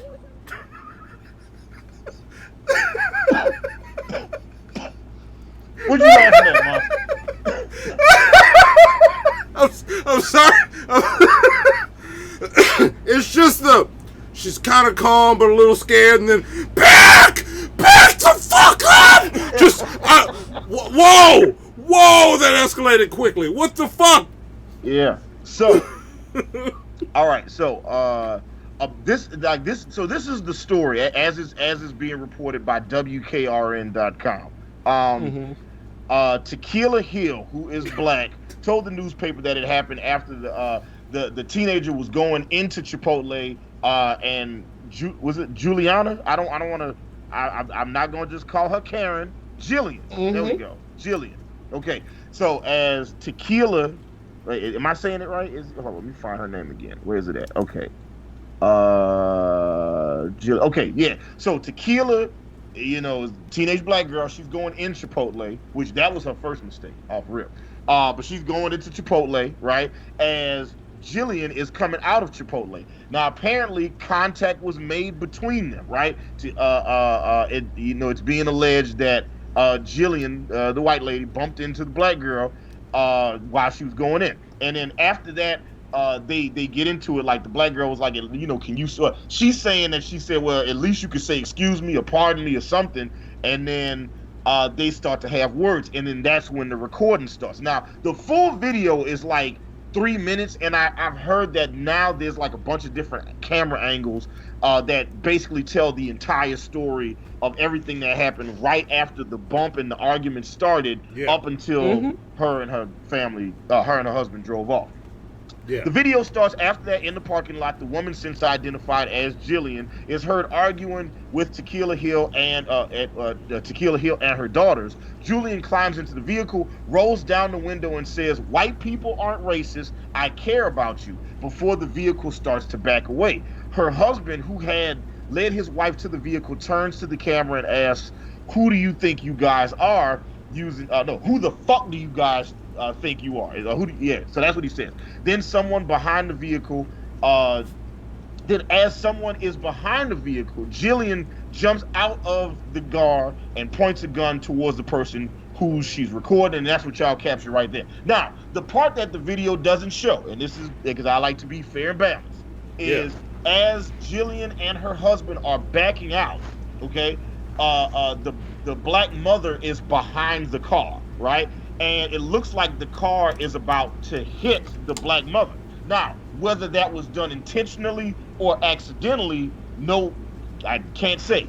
But as they almost hit the black mother hits the back of their car. Like, she's like, "Hey, don't fucking hit me," right? I don't know if she says that, but she hits the back of their car. To which Jillian gets out the car with her gun, and then that's the exchange that you guys saw after that. So that's what happened. Now, some people feel like this is an unfortunate set of circumstances, but after all of the public commotion and the video going viral, Jillian and her husband, the Michigan couple, were both arrested thereafter. So here we go. Is it fair or foul that Jillian and her husband got charged and arrested for this situation? All right. Yeah, all right. Look, so wait, real quick. Cutter, we're gonna, Cutter, Monty, we're gonna get y'all thoughts. Everybody in the chat, chime in. Let us know what y'all think. And tag the shit show. Tag Hannibal and Monty. Guys know more about this situation than I do. So if you have any more information, drop it in the chat. Hit at Hannibal and Monty Show, so that way we can talk about it. So let's talk about it. Like I said, I've watched the video a couple times. I've seen all these different camera angles. So I'm curious to see what the chat says. I'm curious to see what Monty says. Chris, Cutter, what you got to say about it? Let's talk some shit. Is it fair or foul that Jillian and her husband, that was a Freudian slip, got arrested, charged and arrested for this situation? What you think? All right, so this is like it's like a situation where like an unstoppable force meets an immovable object, right? Like, yes, we've all had situations where we might have bumped into somebody, and you'd be like, "Oh, that person was an asshole," right? Yeah. We have to start kind of looking at things in a sense of, because right now the temperature, the atmosphere is very tense. Especially racially tense. You know what I'm saying? Like, Karen's out here running wild, shit like that. Now, granted, granted, granted, these chicks, make no mistake, Tequila, first of all, the name. So Tequila. Give Cutter plunger points for yes. that one, yes. Like, so Tequila might have been ignorant. You know what I'm saying? Like, Tequila might have been ignorant. And my thing is, this is not a situation where you got the Karen at the park, right? Where, this chick is obviously trying to, like, be problematic, right? On one hand, these bitches are ignorant. Like, these motherfuckers were ignorant. They were, like, yelling. I saw the whole video. They were like, "You racist, you doing all this shit." Actually, the white people were trying to leave, and she was behind the car, right? Now, where, as we say in the hood, where they got her fucked up, where shit got racist, is when she pulled out the gun. I get it. You're scared, and I think she was good until that part. Like, don't break out the gun. There's no need to break out the fucking gun. You know what I'm saying? And that's just America being gun crazy. And don't get me wrong, there's a hint of racism under that. There's racism under that, the reasoning why, right? But like, this is a nigga moment. This is just a pure nigga moment. Like they bumped into all this shit started because somebody bumped into each other at a fucking Chipotle. Are you serious? You know what I'm saying? Like, man. So yeah, all that shit happening. None of this needed to happen, man. Everybody could have got they fucking like they paid for their extra guacamole, like, and get on their way. All right. So yeah. Are you saying it's fair or foul? Yeah, fair. Is it fair or foul that they got arrested for this? I think it's foul that they got. No, I think it's fair that they got arrested for it. The reason why I think it's fair is because once you pull out a gun, shit gets unhand. Like, shit gets out of hand. All right. So it's fair. All right. That'll work. That'll work. Yes. Is all that? Right. Did y'all? Hold up. Does my fair have Taylor Swift on it? No. Everybody's fair has some white ladies giving a thumbs up. Yeah. I thought that was a jab. Like, no. Of course you would think that shit's fair. Oh no. No, that's everybody's fair. Whenever it's fair, it's just two white ladies giving the thumbs up. Okay. Monty, where you at on this one? Fair or foul? What do you think, Monty? Is it fair or foul they got arrested? I'm in agreement with a lot of this. I haven't seen the whole video, and I'm seeing it mixed in the chat. But from what I saw, from this clip I saw, and what I saw of it before, I've seen part of it. Mm-hmm. I'm with it. I think the gun escalates the situation more. I get that we might have been in a nigga moment, but bitch, you're supposed to throw a chair, not pull a gun. Mm-hmm. Folding chair. Throw a folding chair, hit that bitch in the head with it. That's what you do. But I wouldn't have been mad if they threw hands. Yeah. So I think the gun, and obviously she wasn't ready to pull that gun out. She flipped the fuck out. That every time I see that, I laugh my ass off. Every time. Like she's cool, and then fuck. Like So yeah. I think it's fair. I think it's fair. You know what's crazy? I think that frustration was realizing the shit. Like, you might as well start playing the theme to Curb Your Enthusiasm, because like she got talked into being a Karen. You know what I'm saying? Yeah, like yeah, she did. She like, got kind of. Yeah, like they went at her, and then she was like, "I'm really not trying to do this," and then she pulled out the gun, and I think it clicked in her brain like, "Fuck, this is going online." Like, you know what I'm saying? Yep. And like, she realized, oh, we need to take that. Somebody needs to take that video here. Take it, put it online, get your views for it. Mm-hmm. Do the gray screen and go, that is the moment Karen realized she fucked up right before she starts screaming. Because then she's like, oh shit, this is going on Facebook, YouTube, Instagram, everything. And here's the thing. Her black side piece is never going to fuck her again. You know? Never. And y'all just ruined it. Yeah. All right, take it to the chat, Hannibal. Let's take it to the chat. Let's see what everybody's got to say. Mo corrected theirs in a nickel chat. I saw that. Yeah, so when that comes up. I saw that. Okay, so here we go. The first fair file comes from John Weiss. John Weiss says fair as fuck. Okay. All right. He says fair as fuck. None of that calls for a gun, but foul that they haven't also arrested the rich fuckers aiming guns at protesters in their front, in the front of their Missouri McMansion. First off, John Weiss, I appreciate. You know what? Take extra plunger points for calling it a McMansion, but their name is the McCluskeys, just like Burt Reynolds' character in Gator, okay, yes, and White Lightning. So there you go. I got an awesome video coming for y'all. Like, get ready for it. Okay, yeah, the McCluskeys. Okay, all right. The next fair file comes from Who's Your Buddy that says foul. Everything involving Chipotle is foul. Period. There you go. Look, I definitely don't disagree with that. Like over the last few months, I've grown to have a real disdain. It's not hate yet. Like I don't hate. Like I hate crystals. You know what I'm saying? I hate Church's chicken. You know what I'm saying? But like I don't hate Chipotle. Heather Holderness says the gum woman was also pregnant. That's interesting. Ooh. See, I don't know much about this story. Yeah, I just saw it in the chat. And that's why I was like, let the chat educate us on it, because y'all might know. Because like I've investigated a little into this story, and like Chris, I feel like I've seen a lot of the angles for this story. I mean, a lot of the angles of the video. Okay, here we go. Someone said foul. Okay, no commentary, just said foul that she got arrested. E.M. Dubois also called foul, and I saw E.M. Dubois going back and forth in the chat about it, and as a former military man, I know you have some unique perspectives on this. J. Troy Doe says fair, and what does it say? WS has to end. What's WS? White supremacy. Oh yeah, okay, all right.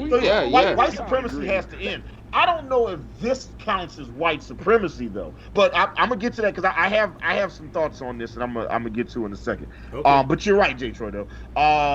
Pocus Focus says fair that they got arrested for brandishing and stand your ground laws are only count in specific situations. That's true, and I don't know what Michigan's laws are, nor do I know if she is legally justified. I'm hoping that she got arrested not because of the court of public opinion, but because it violated the terms of the law in that state. I would hope. However, the court of public opinion has been getting motherfuckers locked up lately, so you never know. And Kilo says foul that she got arrested, but I don't think the smartest thing she could have done. I don't think that was the smartest thing she could have done to try to resolve the issue. And look, I'm torn on this issue because after seeing the video from multiple angles, I see how, like, look, I've dated nothing but black women in my life. I know how black women will turn a situation from 0 to 100, nigga, real quick, okay? Like that shit is like putting gasoline on a stick of incense. It'd be a little bitty flame. It'd be like, what you said? And next thing you know, it's a wrap. Now you fighting outside of TGI Fridays, okay? So, that was real specific. Yeah. Is this an example or a memory? A little bit of column A, a little bit of column B, man. Look, man. So, yeah, man. Like, she threw some ice in this bitch's face. It was a lot, man. It was crazy. I was like, God damn. Anyway, and this is the subject for a deeper conversation that I can't get into right now because it would take too much time. Yeah. But like, during the time, and specifically ever since the brutal murder of George Floyd, we've seen protests happen all over the world. Everybody, including the ultra conservative sites, even Fox News was like, man, this is fucked up. You know what I'm saying? And then people have come together to get behind the Black Lives Matter movement. Not necessarily the Black Lives Matter organization, but the Black Lives Matter movement, because people are starting to realize, like, hey, like, if all lives can't matter until Black Lives Matter, and we got to be like, it's got to, and there've been a lot of allies that have popped up that represent all different race, creeds, cultures, religions, etc. You know what I'm saying? You got Jews and Muslims and Asians and just Mexicans, all these different people coming out, and there's all these white people that want to help. And then what happens is there's a handful of black people, and it might be more than a handful of black people, where every negative interaction with a white person automatically becomes racism. Yeah. And some of these people are our allies, or these are people that want to help, and they don't know how. And then you end up having these chaotic situations, because I've seen a couple of these videos recently where I just like, man, this is a situation where you took somebody that was gonna be on our side and you should have used it as a teaching moment, but your emotion might push that person over to the dark side. Yeah. That's a conversation that we need to have, where it's like, where we as black people need to have the conversation with other black people. It's like, look, I get it, you upset, but every situation that's negative with a white person is not racist. Hannibal, why didn't you say that shit at the meeting today? We were both there. Uh-oh. punch him in his black ass face, y'all. Oh shit! I can black on black crime that shit out you right now, Monty. Anyway, you know, and then so we got. I'm saying that's powerful shit you're saying. I like it. And we also need to, you know, like let white people know. It's like, look, there's a lot of white people. It's like, you know, just like when slavery started in the United States, there were a lot of white people that was like, you know what, I'm really not with this shit, but I don't want to get involved. I don't want to say nothing, so I'm just gonna keep it to myself. And there's a lot of people that want to help that don't know how to help without being accused of being duplicitous or anything like that, so they don't say anything. So there's a larger conversation that needs to be had here about, you know, the how, you know what I'm saying? And in a situation like this is something like, because when she looked in the camera and said, I'm not racist, you know, I believed her. In that instant, I believed her. I also believe that when her car got hit, she was also like, I know this bitch didn't, you know what I'm saying? When she was like, I know that black bitch didn't, and grabbed her pistol like, oh, hell no. And when I look at that situation, what I see is just like Cutter said, it was the unstoppable force and the immovable object, you know. And I think that, you know, if there'd have been some cooler heads in that situation, it could have been prevented, you know. But that's it. So I can't really call it on this one. But I definitely don't think I'm not gonna be so quick to be like, y'all are racist in this situation. I need your permission to help. You know. Fuck my computer. Oh, your Siri's trying to get you to check out some more porn online, bro?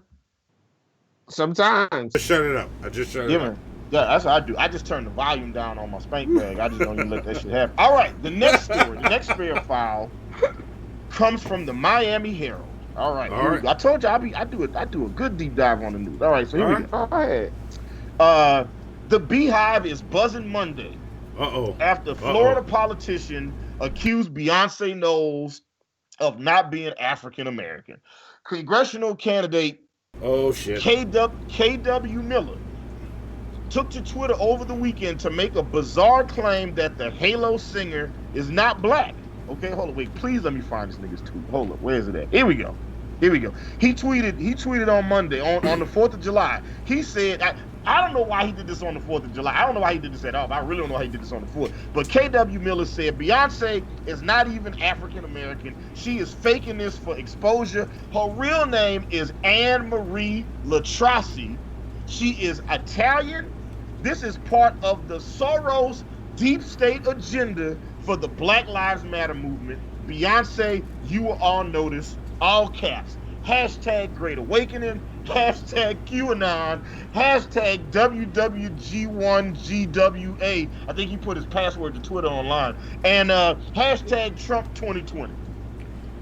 There we go. So he said in a series of posts, KW Miller, an independent running to represent Florida's 18th congressional district, which includes Port St. Lucia, Fort Pierce, Stewart, and Jupiter, even went so far to put the global superstar on blast, which I just read. Now, for those of y'all who don't know who Beyonce Knowles Carter is, right? Yeah. Maybe you've never seen Beyonce. Maybe you've never heard of Beyonce. Some of y'all might not have. Yeah, so to our lovely producer Zoe, could you play fair file video number 2? But Zoe, play only enough, because it's just enough that the NFL won't flag us when you play this. But continue, Hannibal. Play 4 seconds of the video, just so that they can see who it is. I don't know. We'll see how long it is. I want y'all to see it and see if y'all tell us what y'all think. Is she black or not? Play the video. Play it.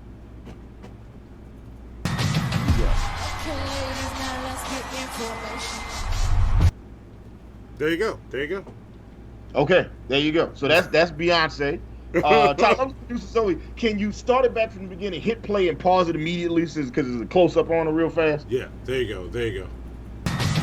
Hit pause. There you go. All right. Now, according to KW Miller, she is not black. She is Italian, and her name is Anne Marie Latrasi. Okay. So I mean, it sounds like a white girl name. So the fair file, and everybody in the chat, Cutter, Monty, everybody in the chat, let us know. Is it fair or foul that Beyonce has been lying to us this whole time. Oh, so many thoughts. Look at this white So woman many right thoughts. here. Look at this white. This is clearly not a. I mean, like she got the hips of a black woman. She got the shape and curvature of a black woman. She got the skin tone of a black woman. Clearly, she's Sicilian. Yeah, this obvious white woman. Like, look at her. Look at her. Monty, are you attracted to Beyonce now? Now that you know that she's a white Italian woman? No, look. Because you always said that Kelly Rowland was your favorite in Destiny's Child. Yes. Which I've always believed that Monty was saying, because he was like, he gonna see what Monty did was like, 'cause he knows that he infamously only likes white women. So what he did was he's like, who is the darkest person in that group? I'm gonna say that's my favorite. No, see, fuck you. Kelly Rowland was the hottest of Destiny's Children. You see how he said was. Now that he knows that. Until the new information came out. No. Oh my God. Yeah, No. Look at. See, you know what? y'all That's are why I double like teaming Monty. me. Fuck y'all.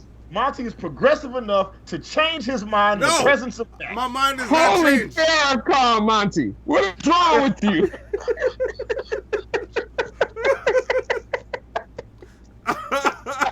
Yes. Everybody in the chat, let us know what you y'all. think. Fuck y'all. Cutter, what you think about this, sir? Oh man, I have so many thoughts, but three things come to mind. All right. First things first. I never knew we had white hoteps. Like, because this sounds like a hotep thing that somebody came up with. But it's a white dude. Yeah. And that just shows us how far we've come as a country where we have white hoteps. Yeah. Martin Luther King is somewhere fucking confused. You know what I'm saying? So like, isn't it great? Secondly, when the PCP hits on July 4th, people say some wild shit. Oh, shit. Niggas is they just mention that PCP in their potatoes instead of seasoning, and you might post some wild shit, you know. And thirdly, I think that and here's my wholesome reason for him posting, right? There are no really cool pop white people right now, right? And his daughter or son probably wants to look up to Beyonce, but it's like, but we're racist and white, you know? And it's like telling your kids Santa Claus is for you, you know what I'm saying? And he was like, don't worry, dear. You know Beyonce is secretly white. And he made up this whole thing for her. And then he posted it so she can believe in herself and she can see herself, you know what I'm saying? Like, nobody ain't got to tell her Beyonce black till later. White people didn't believe that shit until like the Super Bowl. So you can go.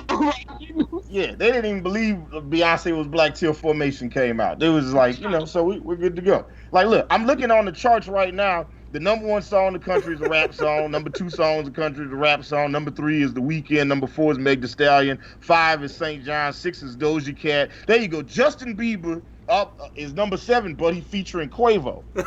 Right?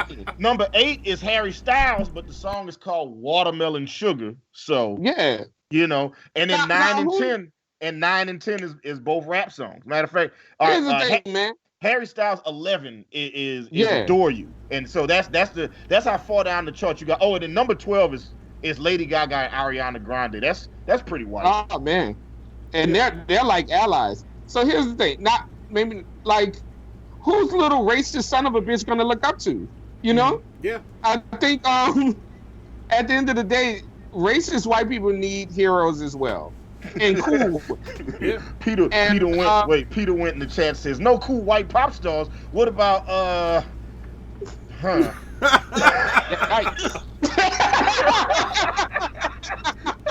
Look, take your pleasure points, Peter went. Justin Timberlake, Peter went. There you go. I gave you one. Yeah, but when the last time Justin Timberlake? The last time Justin Timberlake put out a song, it was Justin Timberlake and SZA. Yeah. Right? The minute you said what, I knew what you were gonna say. You're right. Yeah. Yeah. That's a choice. Yeah. Right. Yeah. So there you go. Yeah. Nah, I don't. Yeah, and I'm guessing that's why he posted that ridiculous shit. You know? Yeah, you're probably right. So fair foul that Beyonce's been lying to us this whole time. No, is there like a fuck out of here option? Like we need to add that. Write that down. We need to add a no response thing. Like, nope. No, I like that. I know. We have fair or foul or fuck out of here. Yeah. You know what I'm saying? Yeah. I like that. I like that. A fuck out of here option. I like that. Monty, what do you think about this? You know what? You know what? It's foul that Beyonce's been lying to us this whole time. It's foul as fuck. It's foul as fuck. Because I've been looking at Beyonce and I've been no. This whole thing is bullshit. It's bullshit. Put the question back up. I don't want this sitting there. Like, Beyonce is obviously a black woman. And why? Why are we doing this? Why would you tweet that? It's such a weird. It's just a weird story. All right, let me take it to the chat. Let's see what everybody says. John Weiss says fair. It's hilarious that people are answering this for real. John Weiss says fair. She is committed to her conspiracy. She even hired an actor. To be her dad, who is darker than Hannibal or Monty. Oh, damn! These dudes just hate Beyonce. Damn, she blew the lid off. Yes, blew the lid off. That's right. I don't know one white person that listened to the Lion King soundtrack. Blew the lid off it. Yep. Chet Lemon Chez Lemon says, fair. Would Monty hit that? That's the white test. We need a proper judge for this. What you say, Monty? I'm still like, I've said it before and I'll say it again. I never got the Beyonce hype. It was always about Kelly for me. Still She's is. black. She's black. She black. That just lets you know she black. Monty's not attracted to her at all. She black. But I'm attracted to Kelly. Like, she's still black, right? Maybe Kelly's so black she's starting to come back around to the other side of the spectrum. Is that what it is? God, he's overcompensating. Like, okay. No, I got see, yes. y'all are double teaming me. I see No, why. I see what's going on. I see y'all are pushing me. Like, honestly, I hug a white person during Black History Month for the same reason. So, like, that's what I mean. Sometimes. Pocus Focus. This is awesome. This is a great episode, by the way. Yes. Pocus Focus says, do I have to answer? It's quite obvious. Beyonce is a ginger girl straight from Ireland. Very obvious. Great. Actually, we know that. Look, you know that's not true, because if anybody from Ireland got too much sun, they would just die immediately. Maybe this is what happens when people get too much sun in Ireland. They turn into like Beyonce looking women. Yeah, is that the way that works? Oh shit! Look, no, it isn't. Look, you say that. you say that, and then all the white women in Ireland have skin cancer tomorrow, bro. You better chill out with that shit. No, I did not say this. I do not approve this message. That would be an amazing thing. Like, that would just make that movie Brave, like Pixar's Brave, a whole different movie. Wait, was she Irish or Scottish? She was Irish, right? I think so. I think she's Irish. Yeah. Somebody in the chat let us know. Pixar's Brave, is she Irish or Scottish? I feel like she's Irish, but I might be being racist just because she had red hair. So I might just be wrong. However, you just gave somebody a great porn parody. So it's gonna be awesome. Yeah, look, listen. The Pixar ones are the best. Okay, fucking the what they did with Elastigirl and Mr. Incredible and the porn version of the Incredible is incredible. That is. Yep. Yeah. Amazing. Also, whoever work at Pixar that's drawing them thick as hell like that, you need to chill out, bro. All right. Like, you're doing too much. All right. Let's see. Mama Rose says foul Benghazi. Her email. That's Mama Roo. What's up? What's up, Mama Roo? Yeah, trying to get her on the show, actually. Foul Benghazi. Her emails. MAGA. Illuminati. #sarcasm. just in case none of y'all caught that was sarcasm. Yeah. I feel like our audience is sophisticated enough to catch that. Yeah. Who's your buddy? I mean, her emails. Yeah.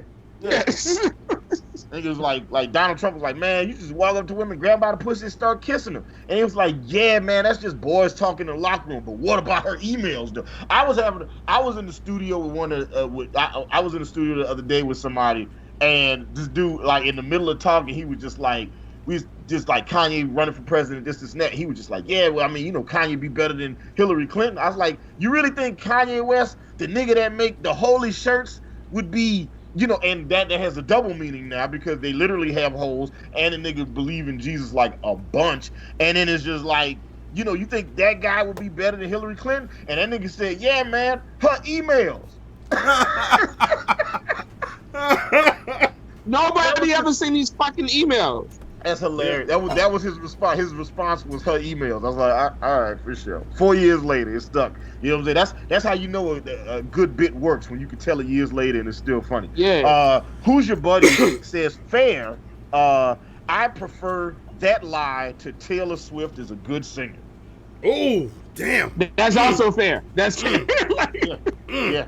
People think Taylor Swift is a good singer are lying to themselves.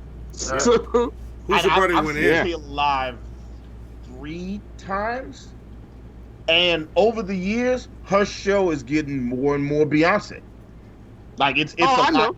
Yeah, it's getting a lot more. I was gonna say colorful, but it's getting a lot more like it's a lot more performance heavy. Like that first show, it was just her, a piano and a guitar. It wasn't nothing. Yeah. And the next show, she was dancing, and then that third show, it was all kinds of stuff. Came out with the marching band and everything. Like, pure mayonnaise. Pure mayonnaise. Yeah. Yeah. It's like, oh man, it's like Johnny. You'd be like, oh, Lil Richard. You say, oh wait, even better than that, Elvis, and then be like, all right. Yep. Mo says fair. Even if she were lying, which she isn't. Beauty is colorblind, and I'm not ready for this jelly. You know what? And take your extra plunger points for throwing in a Destiny's Child reference. Yes, I appreciate that. That was a troll response. I commend it. I like it. I take it. I take credit where credit is due. And the last one comes from the Yato God. Wait, hang on, I Hannibal. thought that booty was black girl magic. And look, listen, and right there, that's all you need. Yes, that booty is black girl magic. When you see them hips and them thighs and that ass, that's look.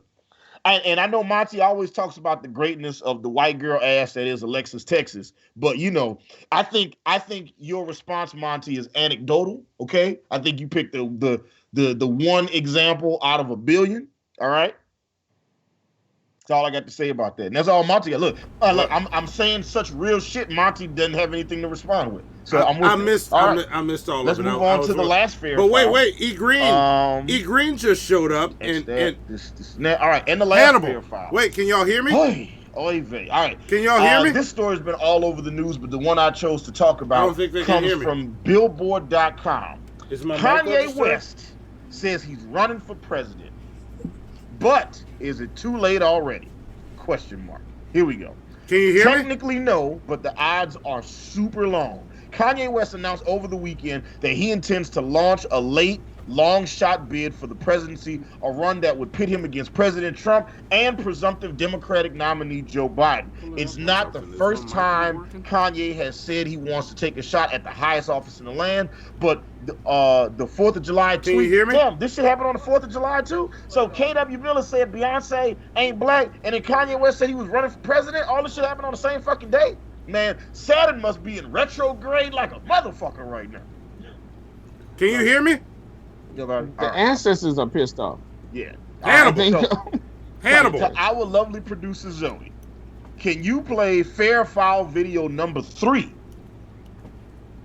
Let's look at this video. Let's talk Where is about it this not shit. connecting?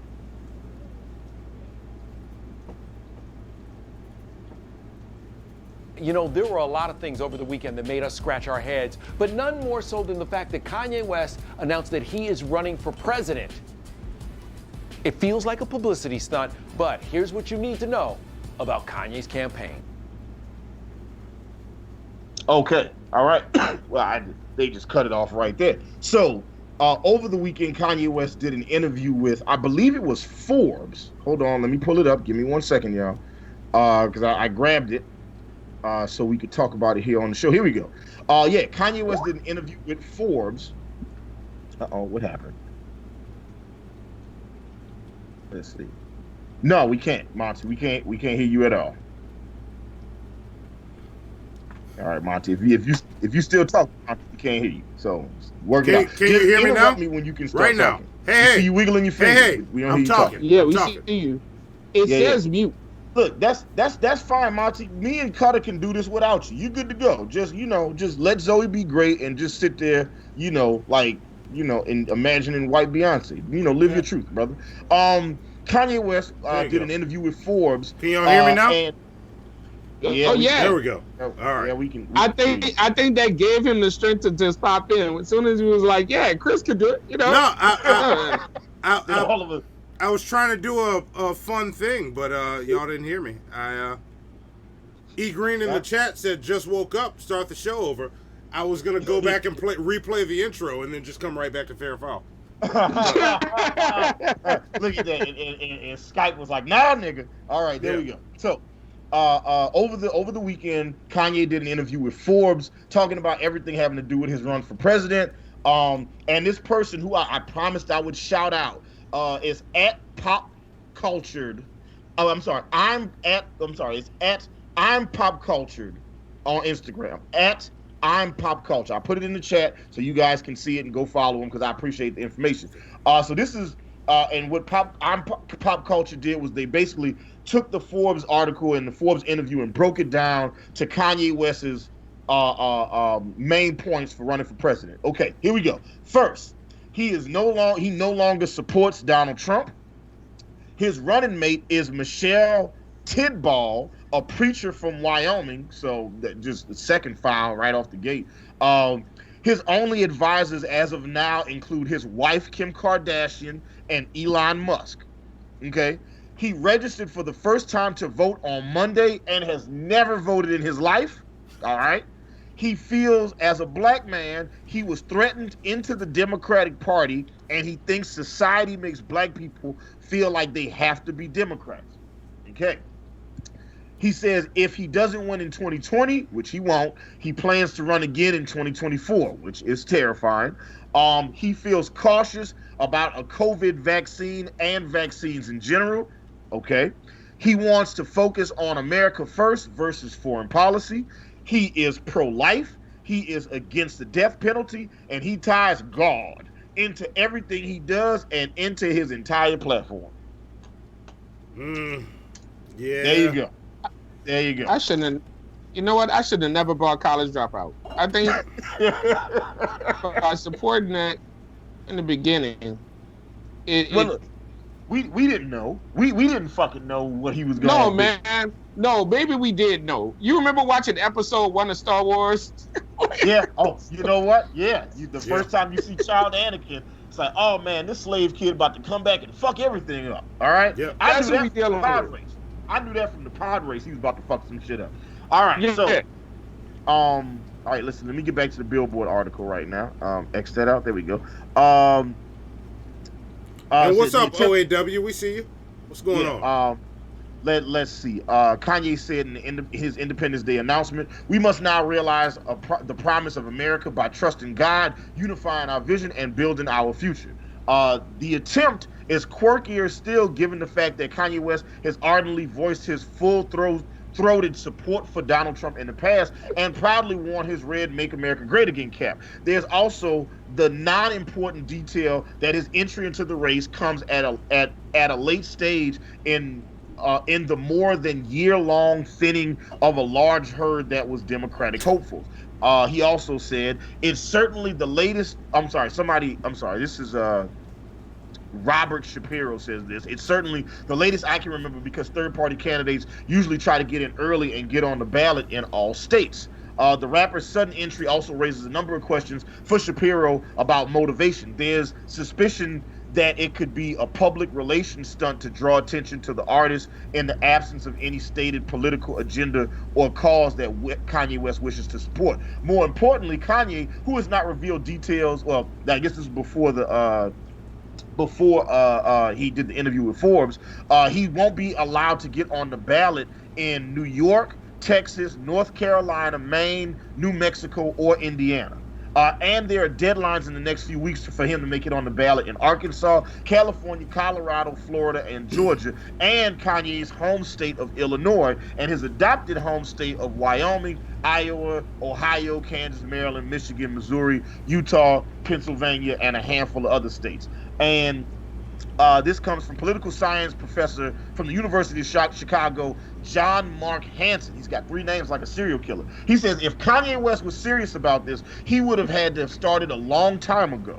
Some allow payment of a filing fee, but most require petitions, which can involve thousands of signatures. That's a lot of door-to-door and shopping center parking lots. He'd better get busy.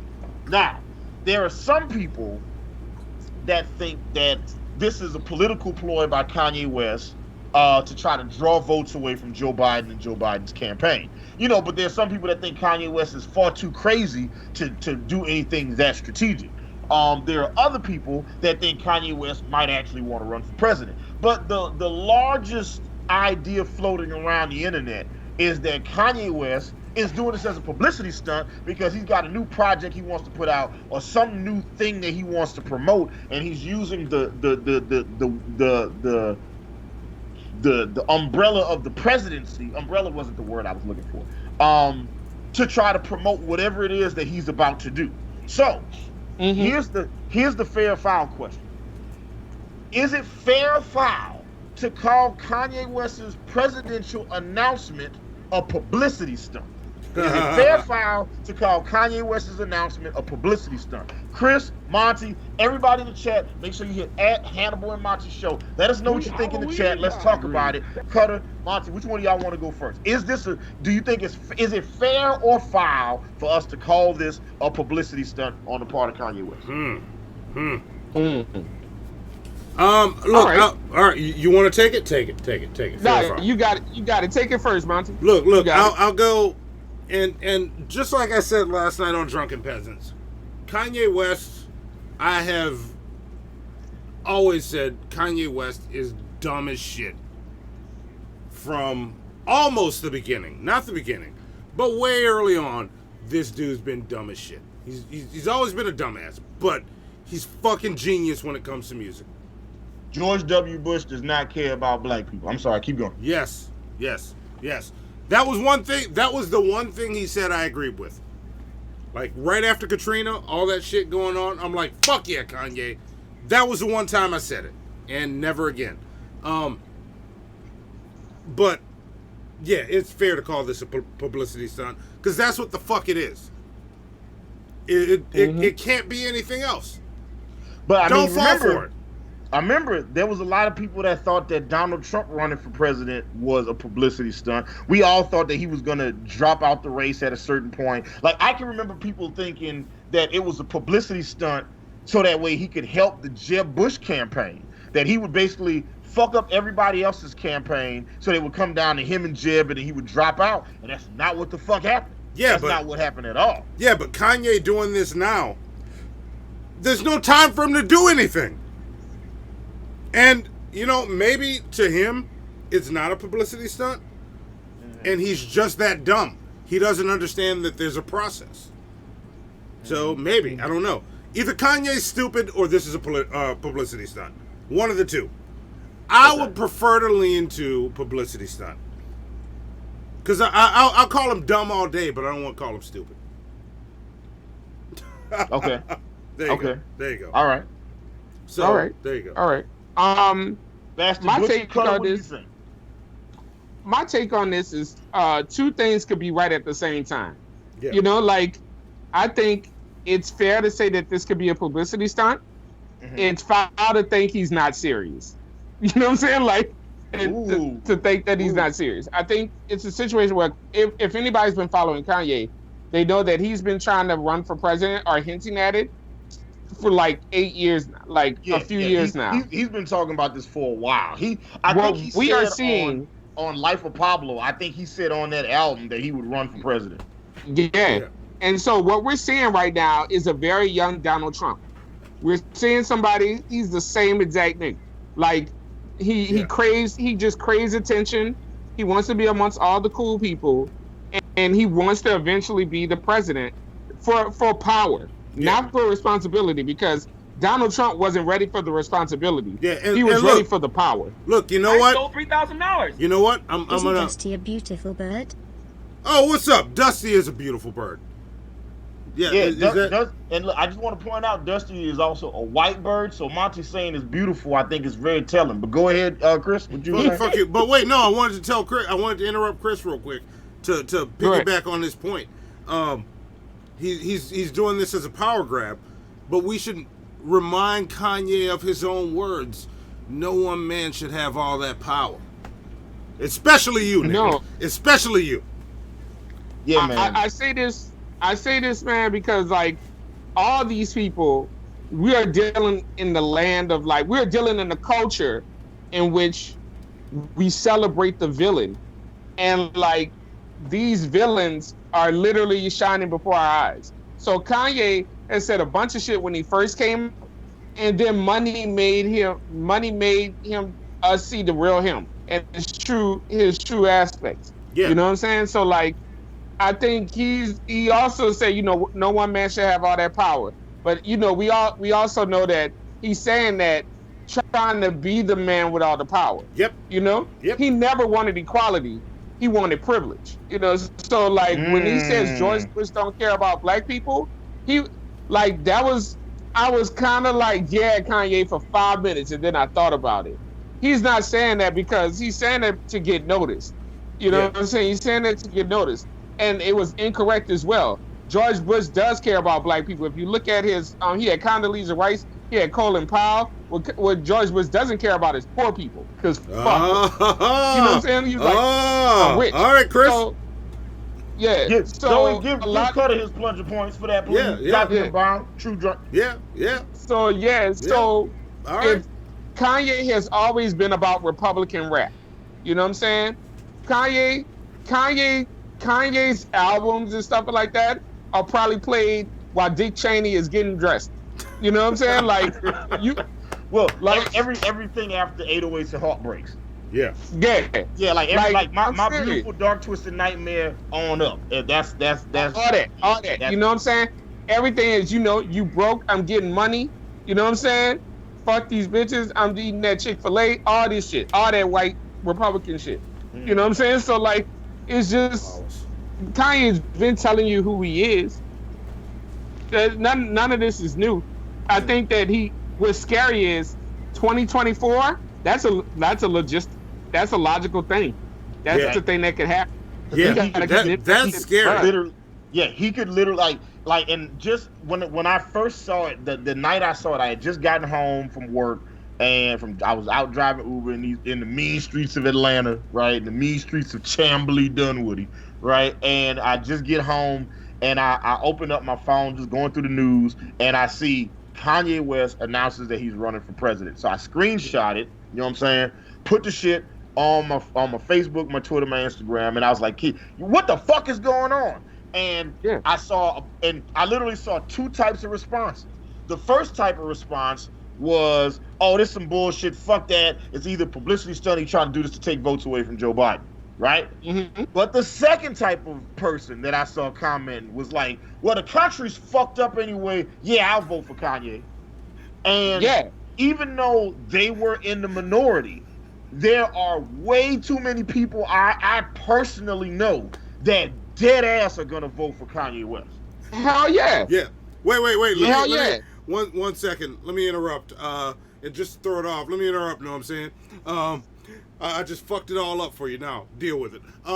So Spec has been in our chat, counting the know what I'm sayings. Chris is beating you, Hannibal. Oh, he said know what I'm saying more than I've said know what I'm saying? I think so. Look. You know what? Give Spec like triple plunger points. That's Spec. Dope. Get on it. That's also dope. That is awesome, Spec, that you keep tabs on that shit. You did that. Now watch. Know what I'm saying. All right, there we go.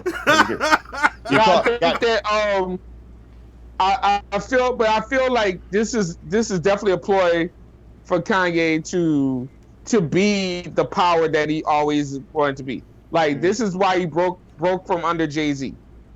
Mm-hmm. So like, if he wants to be that powerful, This is what you can do. And the crazy part is, Kim Kardashian actually is better for that role than Kanye.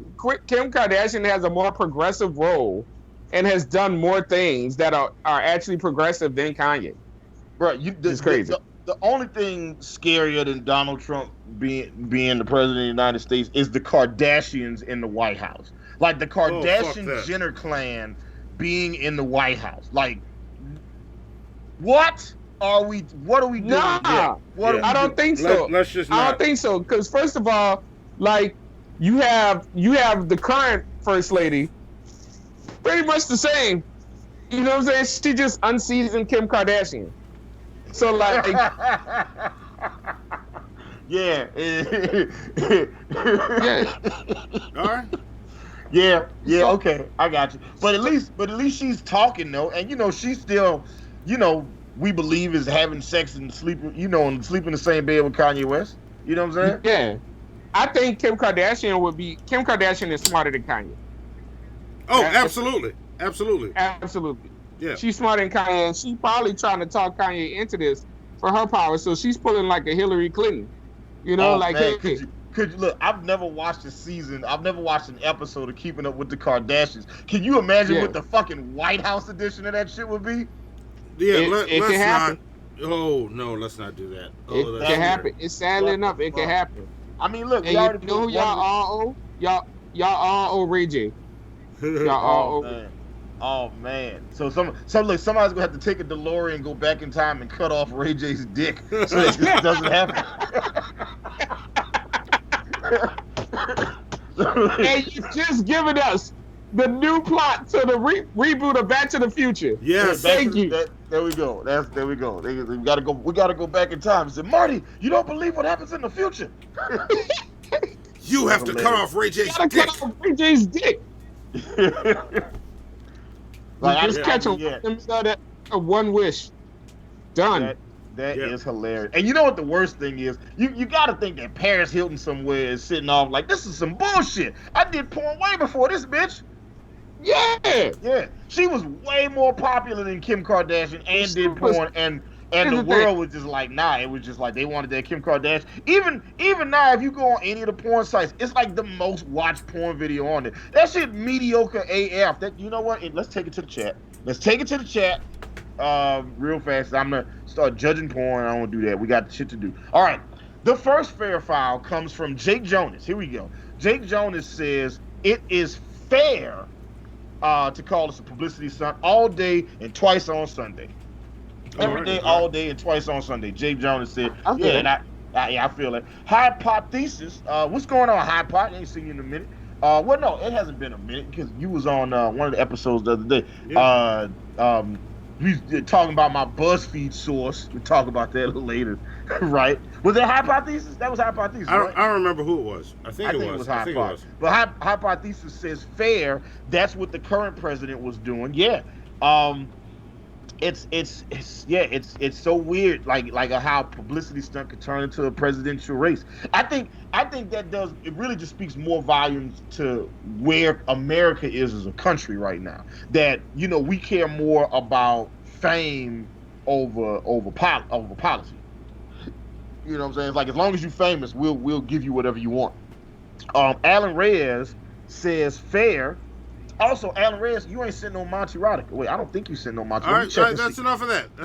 Where's the Monty Rodica been? Because I haven't seen none come in a while. The show's going to end soon, and Monty got to go have some sex with a white woman. So, we got one from Sexy for Christ Booty Hole that says, how about a staring contest, Hannibal? You see what you did, Monty? You see what you did? You did that. You're the reason that happened. Give Sexy for Christ Booty Hole, 20 plunger points, Zoe. Yeah. Oh, and Mo also, when we were talking about the one with Jillian and Tequila, sent one, and I apologize for missing this. He said he said it was fair that they Jillian and her husband went to jail, and he says that Jillian, in parentheses Karen, was thinking the whole time, I got a gun for this moment. It's my time to shine. He was like, slow your roll.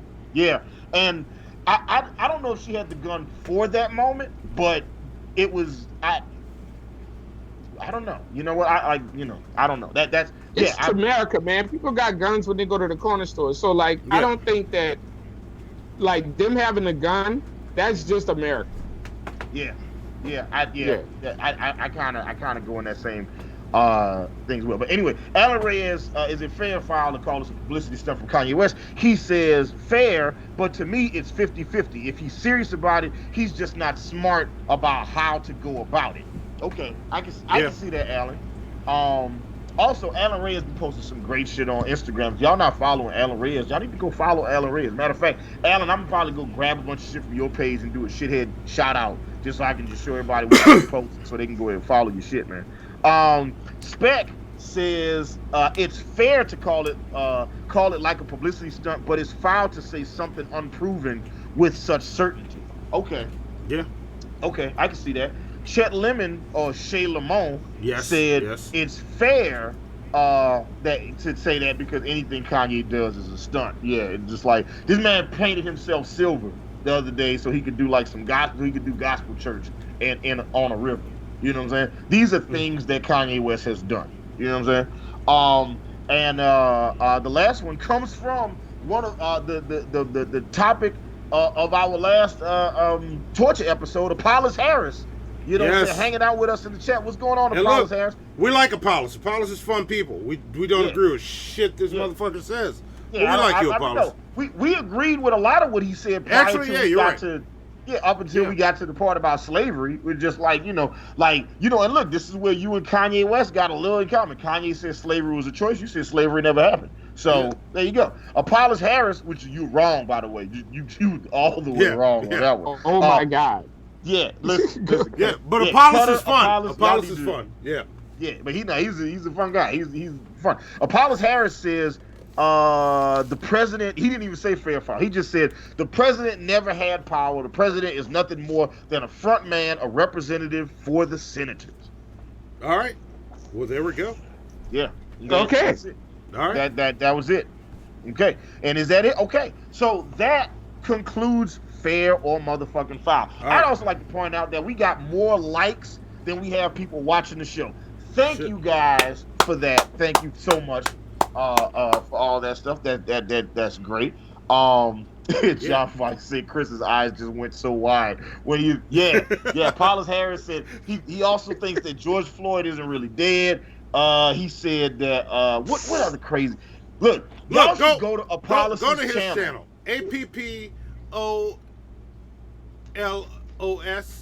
Might be It's two two L's. L's. Yeah, It's two L's. ApplePodcasts. Harris. If you're in the chat, Apollos, say something so they can find you. All they gotta do is click on it. Give him your chat. Like, y'all, Go check everybody. out, but do not troll him. Go and you can challenge him. He's up to talk. Don't troll this man. Go talk to him. Go change his mind because he's wrong about a lot of shit. But don't troll him, but challenge the fuck out of him. Yeah. All right, like for real. Like fucking shit. Challenge the shit out of him. You know what I'm saying? Yeah. There we go. This ain't G-Man. Like we saw the comparison between him and G-Man. We like him. He even made fun of G-Man. So well, G-Man is just. Yeah. So there you go. Look, G-Man, I would like to make a rap song for you that is good. That's what I like to do. And look, this isn't about G-Man. This is about my own ego trying to see how good I am. Can I make a song for G-Man that's so good that everybody that listens to it, everybody that despises G-Man has to be like, man, that's a good song. Yeah. That's You know what I'm hard. You got to figure out how to get him on beat. But we're going down a rabbit hole. We're going down, and you're gonna have to teach him what a bar is. Stop. Let me stop. All right. Yikes. Shots fired. Yeah. All right. Now that being said, let's move on to the next segment. Do we have of the show. any nickel chats or Streamlabs before? I read everything. All right. I read everything. Just keep that in mind. Said, isn't Dusty a beautiful bird? And send us a big dono for that. Thank you very much. And yes, Dusty, you are a beautiful bird. There you go. I Give you a read good Sexy teaser, for right? Christ Booty Hole, which is terrible that you did that. We also got some new subscribers in Timothy Jones and April Art. Also, April Art, I'm glad that you subscribed. If you got some art, Monty is also an artist. He does all the art that you see on Hannibal Monty Shit Yes. Show. You know what I'm saying? So yeah, you should send Monty your art, and he'll give you a constructive Monty feedback. Yeah, I'll check it out. I love checking out other people's art. And yeah, All right. Apollos, you should come back on. We can talk about some shit we can get into. Yeah. But yeah, let's see if we can get you on in August, Yeah. Apollos. Yeah. So, all right. Yeah. So, we got another segment. We got one last segment that's usually the first segment of the show. Let's do Have You Heard This Shit? Okay, have you heard? That's right. All right. Have you heard this shit? Let's talk. Let's get it. Yes. So we're gonna wrap up with it. Hit it, Zoe.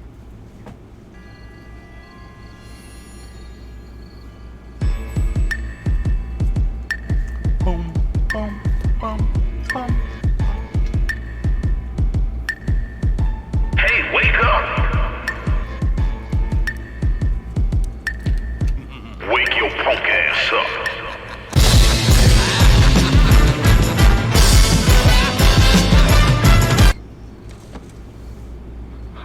Who are you? Have you heard this shit?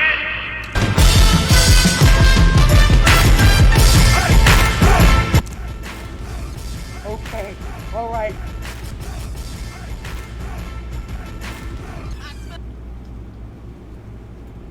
We never get into what he smelled. There we go. Just didn't get there. We never get into what he smelled. Never. Okay, so Goddamn. for this edition of Have You Heard This Shit, we decided to go a little retro on this one. Yeah. And we decided to take a look back in time to the wonderful year of 2011. You know what I'm Yes. saying? Back when, this time of year, it was sundress season. Lil Wayne was sitting on the top of the charts. Young Thug was still wearing pants. And what else? And and there was a young actor who had aspirations to be more than just an actor. Yeah. Enter Donald Glover. Yes. Right? And we'll be talking about Donald Glover, aka Childish Gambino, not to be confused with Don Ed Glover, the Arkansas politician, right? Yeah. Totally different person. Totally different. Yes. Drop one of Clues Browns for Wikipedia. So anyway, we'll be talking about Donald Glover's album, aka Childish Gambino's Camp album. Now some of you guys might be wondering, but Hannibal, who's this Donald Glover person you're talking about? I've never heard of him. Well, Donald McKinley Glover Jr. Really? McKinley? Ugh, all right. I feel like, I know you can't really choose your middle name and nothing like that, but I just feel like your parents did you a disservice. Anyway, Donald McKinley Glover Jr., born September 25th, Libra Gang, is an American actor, musician, comedian, director, screenwriter, and DJ. He performs under the stage name Childish Gambino, and as a DJ as MC McDJ, right? Let's just skip on down to the music part of this. Following several independently released albums and mixtapes, Donald Glover signed with Glass Note Records in 2011, and he released his first studio album called Camp. Camp is the debut studio album by Childish Gambino. It was released on November 15th. Upon Childish Gambino's 4 mixtapes and 3 independent album releases, he signed to Glass Note. We already said that. Why would you put that in there twice? The album is co-produced in its entirety by Childish Gambino's longtime collaborator Ludwig Göransson. And look, he's a white, Swede or Norwegian? Whatever he is, that motherfucker makes good ass music, because he also produced Redbone, which is an R&B classic. If you can't get no pussy to that song, then you can't get no pussy. All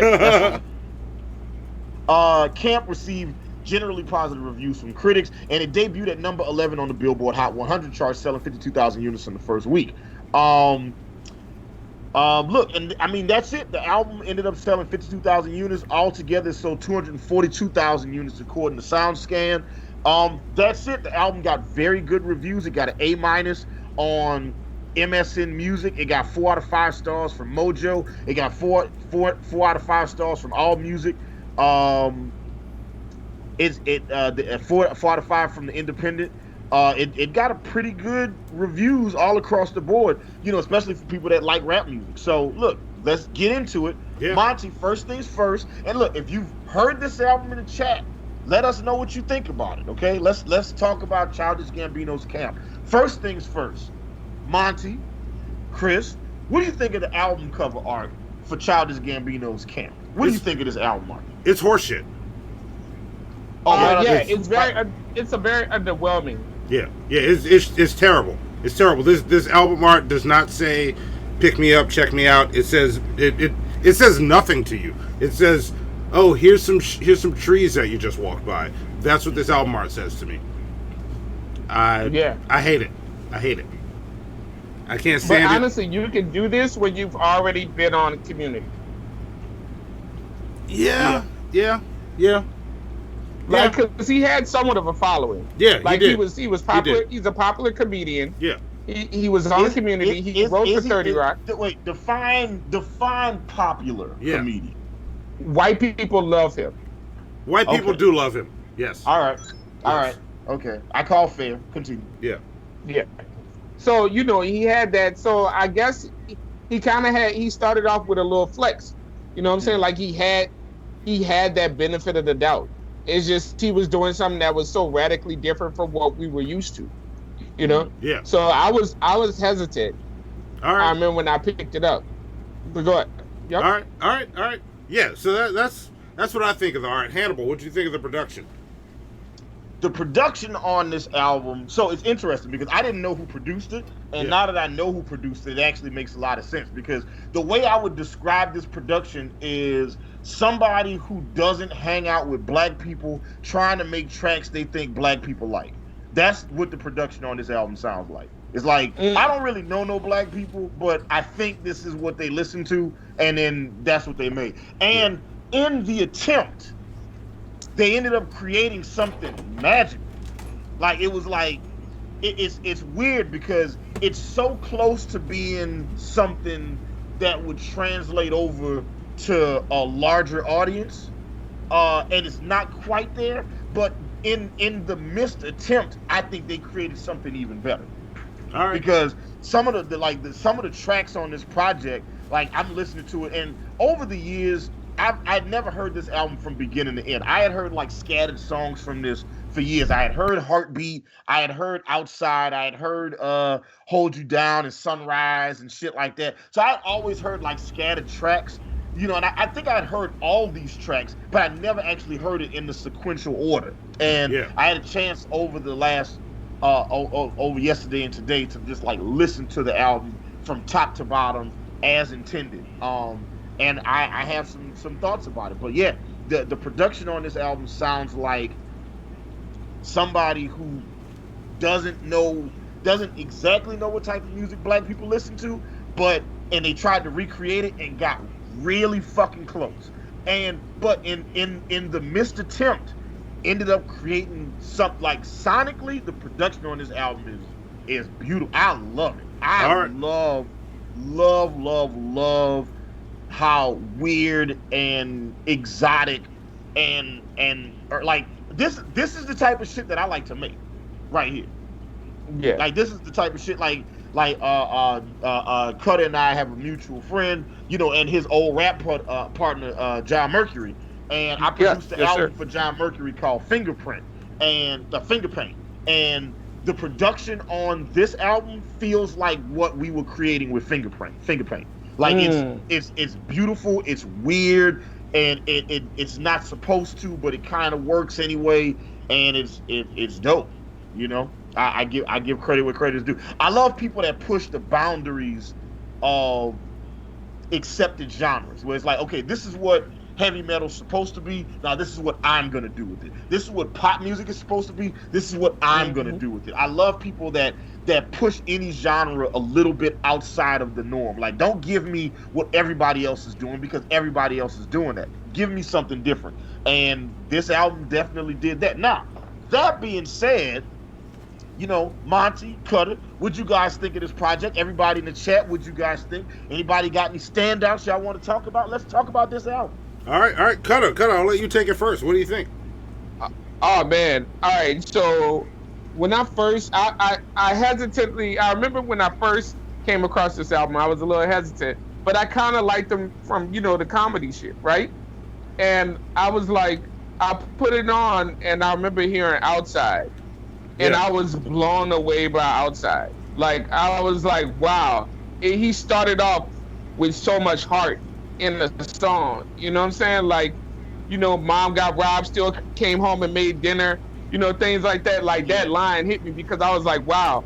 You know, he's talking about, like, how him and his cousin fell out. It's a very personal album. And I think it's a moment where he's kind of flexing his pen muscle. And he did a great job giving you a narrative and painting the picture of his upbringing. This is an awesome origin story. This is a great origin story. It's a great movie. In a sense, it's an audio movie. I personally, some favorites that stood out was, you know, Outside. Bonfire is like for the club. You know, I get that. I like one of the sweetest things, which I still love this song till this day and listen to it whenever I want to hear all the fuzzies and all that, is Let Her Home. Let Her Home is just a short interlude, and he's singing, and it's so sweet. And the music, Ludwig did his fucking thing. The music on there is gorgeous. I thought that was great. And as a person who like grew up as a black geek and not quite fitting into everything, I personally connected with this album, but also I loved like the song That Power at the end. Like That Power at the end was so heavy and so dope for me. Like I love the way he puts you in that vision. Like I said, he's a very visual writer. And so he puts you in that vision and you see everything while he's rapping. And I think at the end, like I must have played that song 100 times. Because at the end, I was like, I've been there. I've been that guy. I've been embarrassed by schoolgirls that I may have had a crush on. Destiny. You know what I'm saying? I've been the ugly one or the oddball guy. Like, and I was like, yeah. And that does nothing but motivate you to be great in certain ways. And I like the fact that he was like, at the end, I never got off that bus. You know? I like that. Now, the only thing that I was like, there were a couple drawbacks to this. I think in some cases he was like pandering to a particular crowd with certain songs, and so I was like, I guess, but it worked out because those people like those songs, and that's why he's popular now. Also, "You See Me" is a terribly racist song. You See Me. Wait, I'm trying to remember which one "You See Me" was. Asian girls everywhere, UCLA. Yes. Holy shit. Like, that shit was unsettling when I heard it. And I'm like, yeah, bruh. And he made songs for racist white boys to jam to. I was like, man, the Chad people, and the gang are gonna love this song. Oh yeah, and look, they're gonna get punched in the face in public for this song. Yeah, look, look. Whenever people get in my car, and then whenever people get in my car, and I let them play whatever they want, the only people that play Childish Gambino, the rapper's music, is white people. Like I've never had one black person get in the car and play his music, but I've played his music on some of my playlists, and black people will hear the shit, and they'll either be like, man, who that is? Or they'll be like, oh, you be fucking with that Childish Gambino too. And I find people who like his music, and they don't publicly talk about liking his music, which I think is very interesting. Because I've always worn my awkwardness on my sleeve. Like I'm always just like, I'm weird, I don't care. Like I always tell people I'm the second most popular outcast in the music industry behind Outkast. So, you know, so I'm just like, I mean, I love it. I love this album. And he's gotten better as a rapper. Like, if anybody likes this album, they should go back and listen to Royalty, his mixtape. Because that Royalty mixtape is a beast. And he put himself amongst a bunch of great rappers and held his own. Yeah. You know? So I've heard that too. With this particular, so like with this one, I think that it's a great solo album. It's a wonderful debut album, and it's better than a lot of albums that came out that year. Yeah. Yes, it is. It's better than a lot of albums. Yeah. And I'm googling right now best rap albums of 2011. Let's see what else came out that year. Watch the Throne came out. It's better than Watch the Throne. J. Cole's Cold World came out. Take Care came out. Danny Brown's Triple X came out. Wow, I didn't realize that came out. It's better than Take Care. Yeah, it's better than Take Care. Yeah, it is. Okay. Common's The Dreamer, The Believer. There's some good stuff on Dreamer, Believer. Yeah. Because all right, so here's the thing. Carter 4 came out. It's better than Carter 4. Yeah. Childish Gambino's album is like Drake with testosterone. You know, like it's like yo, do you like Drake, but do you also like not leaving bad voice messages on your ex-girlfriend's phone? Listen to Childish Gambino. Yeah. You'll feel better about it. Yeah. You know what I'm saying? Yeah. All right. I like it. Okay. Monty, what do you think about this album? Why don't you go before me? What do you think about this? I want you to go. I want you to go first, and I'm doing it strategically. You have to trust me, Monty. Trust your boy. All right. Well, I will. I'm gonna go on and on a little bit with this. I was trying to save the going on so that I could, Okay. Well, I'll go then. All right. I'll let you end it then. Okay.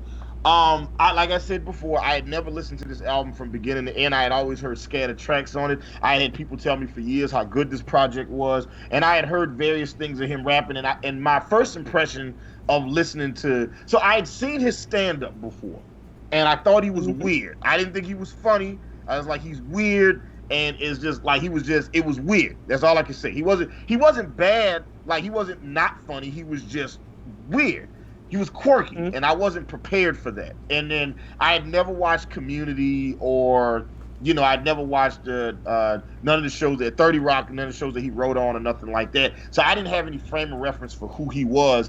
And I saw his freestyle on like Sway in the Morning and stuff like that. I was like, oh yeah, he can rap. Like, he got bars. Like, he definitely got it. I always thought his delivery needed work, and then the mixing on his projects, I always thought his voice would get kind of lost in the production. Like, sometimes the production was a little bigger than his voice, and it would kind of get lost in the mush. And I was like, damn, if they had just did a little bit of this or a little bit less that and all of this stuff. So, and this was me hearing bits and pieces of his music for years. And then over the years, I've heard more of his stuff, and I'm just like, nah, this dude is actually really good. He's also got an awkward way that he likes to put his punchlines together. And it's weird because he puts his punches together almost like a battle rapper, but in a song form. Like, it's like he kind of reminds me of Rum Nitty, which is weird because Rum Nitty is widely considered one of the top pins in battle rap. And Childish Gambino, the way he puts his bars together, makes me feel the same way. So I sat down and was like, okay, and I've heard scattered things off of Camp, so let me listen to this project.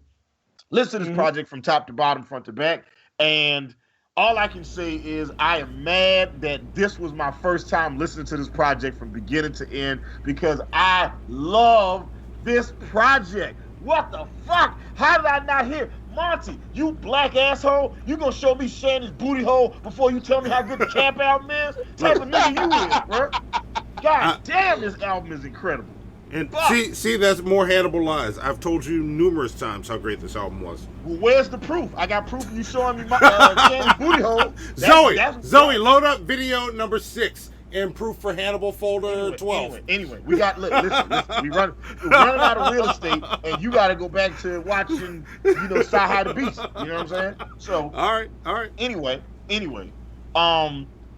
Cutter said it best. This album tells a story. I love that the very first song is a very deeply personal story, and he tells the story of his family being poor in New York, moving to the South, getting put in a good school, and having to go through the culture shock of being black and poor in New York to being middle class in Georgia, right? And then immediately, and then going from being in an all-black school to all-white school, and dealing with how when you was in a black school, people treated you like this. Now you in a white school and people treat you different. And everything he's saying is so intensely personal, and he does such a good job of telling the story. Everything he's talking about, I feel that shit in my chest. You know what I'm saying? Because I've never been that kid, but I know that kid. I fucking know Donald Glover. I know Childish Gambino. Like the guy who introduced me and Monty to each other, Brad, old school, he was Childish Gambino. But instead of doing rap, he did martial arts. You know what I'm saying? As a sidebar and cutter, just so you know how small New Orleans is, Brad used to train with Pat Barry. Oh, word. Yeah. So super small world, right? It is. Like, and just the way this album, like I said, Ludwig, the guy who produced this project, it sounded like it was a guy making a bunch of beats. It was like, all right, let me go see what American hip hop sounds like right now. And he made his interpretation of that music. And he did not get it right, but in the process, I think he made something even better. And just like you talked about Let Her Home, I like All the Shine and Let Her Home. I love those sweeping strings. I love the way the drums are programmed. Like sonically, I love the way every like this is one of the few projects where I can't pick a standout because I love every song on this fucking project. I think this song is low key a hip hop classic. And with slightly better mixing, and I still hold on to that, with slightly better mixing, so his voice has a little bit more presence, and a little bit like just give it a little, just increase the presence and the dynamics of his voice. This album is I think is a hip hop classic, and I agree. All today, I just held all my Uber customers hostage with this album. It's like when they got in the car, you ain't hearing no Lil Baby, you ain't hearing no 21 Savage, you ain't hearing no Streets 94.5. You niggas is gonna listen to some good rap music, and you gonna fucking like it, okay? Stone Mountain. Hell yeah, I fucking held them down and raped their ears with this good ass music. All right. This album is incredible, and the very last song on the project, That Power, he tells this story, just like Cutter was saying. He tells the story about liking this girl at camp, and in telling her privately how he felt, and then she went and told a bunch of other bitches, you know what I'm saying, and put his ass on blast. And he was just like, from now on, it's just like, you know what? If I had told everybody, she wouldn't have been able to hold it against me. She took something that was just for me, and then she gave it to everybody. So from now on, I just give everything to everybody. Yeah. And for him to use that power. Yeah. For him to use that scenario as the microcosm for his album and his career is fucking brilliant. Like, man, it's brilliant. This dude, like, you know, Chris Rock used to say, like, he had one of his comedy specials. He said, for white people, the sky's the limit. For black people, the limit is the sky. Well, Childish Gambino, aka Donald Glover, you know, who is, you know, and I've gone back and I've watched his stand-up again with a different set of eyes and ears. Now that I have a better understanding of who he is, I've watched all the seasons of Community now. I've seen him in Spider-Man. I've seen him in Star Wars. I've seen him in all this different shit. And I feel like I have a much better understanding of who this guy is. For Childish Gambino, for Donald Glover, it's not the limit is the sky. For him, the sky is the limit. He can do whatever the fuck he wants to do. And for black people, specifically, like, we need to see that shit. We need to see that somebody can literally do whatever they want and just be like, yeah, I'm going to try this. If it works, cool. If it fails, cool. And just do it. Like, you know how many people heard, so when you watch Get Out, that Redbone song, that's that song that plays right in the beginning of the movie, that Stay Woke, Niggas Creep, that's Childish Gambino. That dude is incredible. He put out a straight R&B album, an R&B funk album that got nominated for Album of the Year. That's incredible. I cannot, crazy. I can't give this dude enough praise, man. This album is bananas, yo. So yeah, I feel like this album is a classic, and that is not something that, like, and I don't say this about most people, right? I feel like Eminem's one of the greatest rappers of all time. I don't feel like Eminem got a classic album, but Camp, this is a classic. All right. No, Eminem doesn't have a classic album at all. No. I think he got. I think not, he got not real a single close. one. Not a single I think he got close with Marshall. I think Marshall Mathers and Kamikaze got real close. He got there's some joints on there. It's just, but you know what? I'm gonna say this real fast about Eminem, because I think Drake and a couple other people that have massive fan bases have this problem when it comes to making a classic album. There's too many masters you have to serve, right? Yeah. Like, and I'm gonna use Drake specifically. Not that. Wait, I'm a y'all Drake aren't fan. joking? I thought y'all were just joking around. About what? Eminem not having a classic album. No, I'm not. He joking. doesn't. No. No, I'm not joking. All right, look, no, fuck Marshall that. Mathers- Look, stop this conversation now. As we talked about earlier, Hannibal, I gotta stop you at the premise. Let me talk about Camp. We're not getting into that shit right now. Okay, all right. We are Let's not getting into that shit right now. Let's talk about Camp. I'm gonna Let's talk stop about you Camp. right there at the premise. Go You're ahead. fucking wrong. All right. Go ahead, Monty. Go ahead. Okay. No, we are not going there right now. So, Camp. Pull it back. You okay? All right. Pull it back. This album to me, Camp, is, for me, and I thought about it since I talked to you earlier, Hannibal, before we went into the show. This may even be top 5 for me. This album, for me, not best ever, but for me, my personal list of favorites. It's probably somewhere in my top 5. I don't know where yet. I've just been running it through my list, and that's where I've gotten with it. And there's a reason for that. And the reason I wanted to make sure y'all went first is because I wanted to hear what y'all said about it. I wanted to hear what y'all said about it, to hear your takes on it, to see if you took the same thing from it that I did. And neither one of you did, and that doesn't mean you're wrong. That's why I'm being very specific that this is my take on this album. Yeah. This is my life. Or my ears, more, as a better phrase. I've been a fan of hip-hop, rap music for as long as I can remember, since the first time my brothers gave me a wedgie and I realized that was my brother doing it. Because that's what the fuck they listen to. That's what we listen to. As I got older, I became more of a fan because I grew up on the shit. This has always been my shit. The weird thing is, I was the youngest in my family.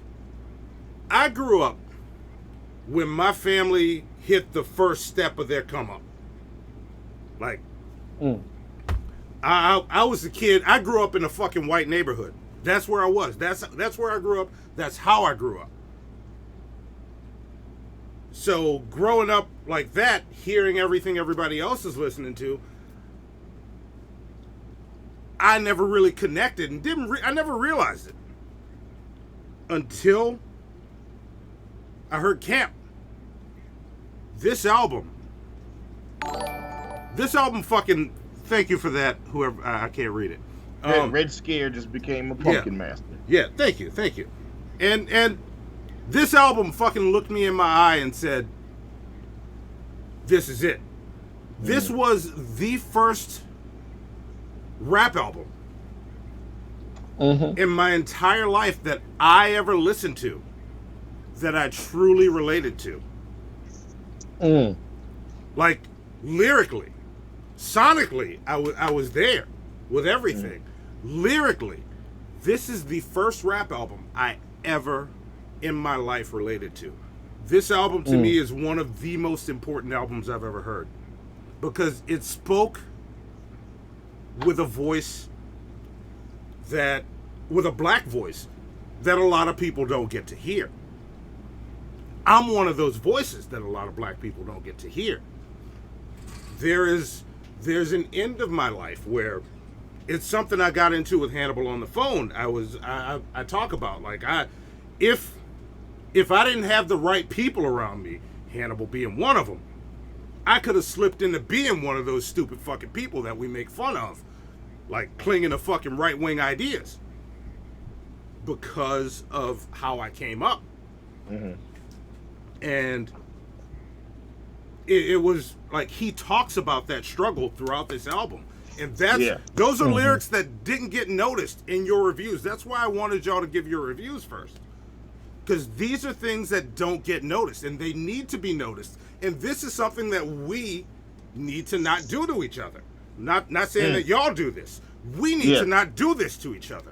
Because coming up, I learned a lot of self-hatred from other black people, from being accused of sounding too white. Like I'm gonna read this lyric from this. Like my absolute favorite and what I think is the best song in this album to me, because this lyric cuts. Because this is my experience growing up as me, surrounded by my black family and trying to fit in, never being able to fit in. It's the fear is dead, ambition drove the hearse, but niggas got me feeling I ain't black enough to go to church. Culture shock in barbershops because I ain't hood enough. We all look the same to the cops. Ain't that good enough?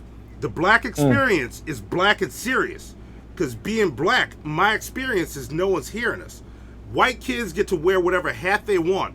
When it comes to black kids, one size fits all. It fits all. Yes. Process that entire bar. Facts. Yeah. Facts. That's how I came up.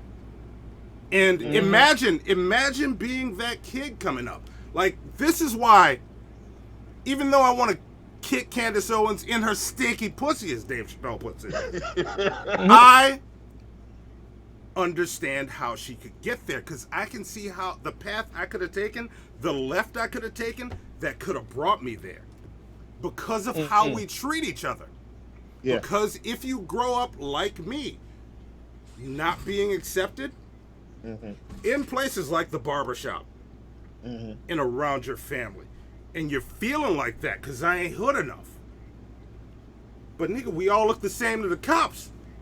Yeah. And I feel like in New Orleans specifically, and I'm just going to say this to piggyback on it, and I think Cutter can co-sign this as well. And Live Action, she's in the chat, so I see you posting as well. So I think it's something that we all recognize that in New Orleans, like living in Atlanta, you know, and Chris, you in Tacoma now, there's a different group of black people that live in these larger cities, right? But in New Orleans, it's just like, if you're that kid that listens to something that's not bounce music, that's not No Limit shit, Cash Money shit, New Orleans shit, it's just like, oh, you trying to be white, or you trying to I remember the first time somebody called me out for listening to Green Day. Like, I remember a bitch calling me out for listening to Alanis Morissette's Jagged Little Pill, and in the following year, all the bitches in my class was listening to that same album. I was like, y'all just tried to clown me for listening to this shit.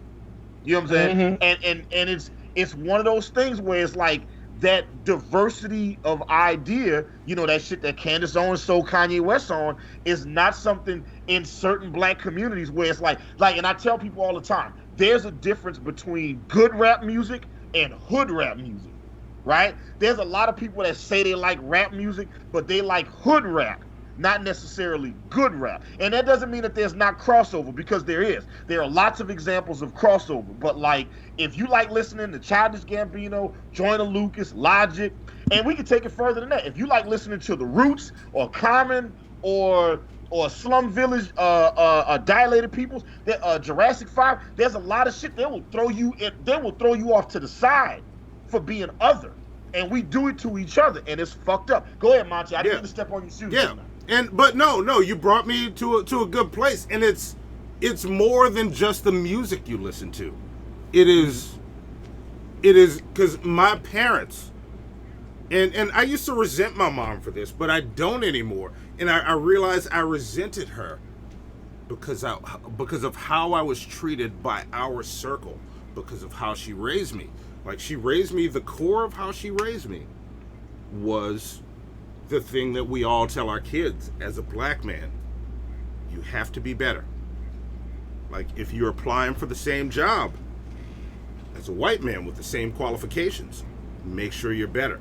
And she would hold me to that standard hard.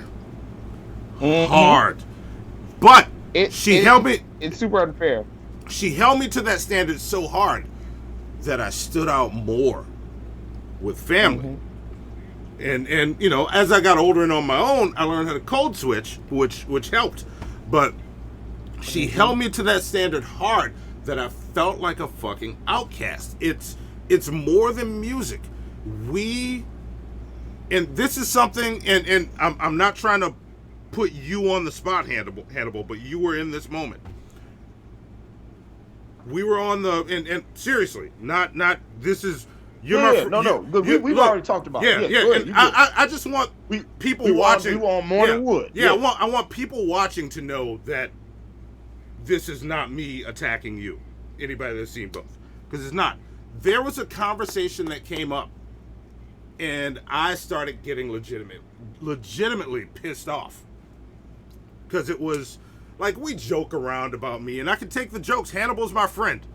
Hannibal's one of my best fucking friends. Hannibal knows me better than almost anybody at this point.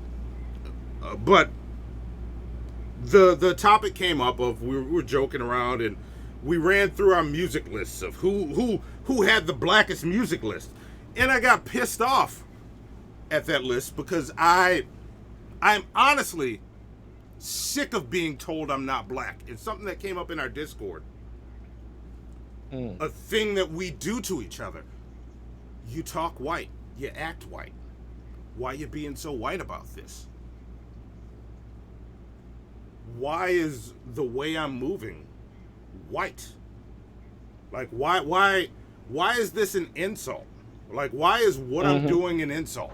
Why is that the go-to? Why are you singling me out and pushing me aside because I'm acting white? When I've been taught all my life, this is how I fit in, this is what I need to do to move. Like, what do I need to do? Do I need to, because we're going, the standards we use to define blackness is dumb shit. And we need to stop that. We really do. Do I need to dumb myself the fuck down to be black? That's fucking stupid. We seriously need to stop doing that, because it's damaging.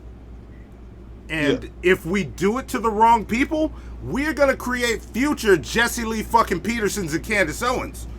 And I'm not talking to y'all with this. This is general.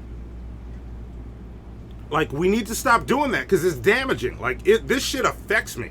It has affected me all my life. And when I realized that upset me, and then Camp was the album we were listening to, I didn't realize all this was going to swirl together and make me feel this, but it put me in a place where I'm like, I got something to say. So this is me getting it off my chest. This is a problem that we need to fix. We need to not do this.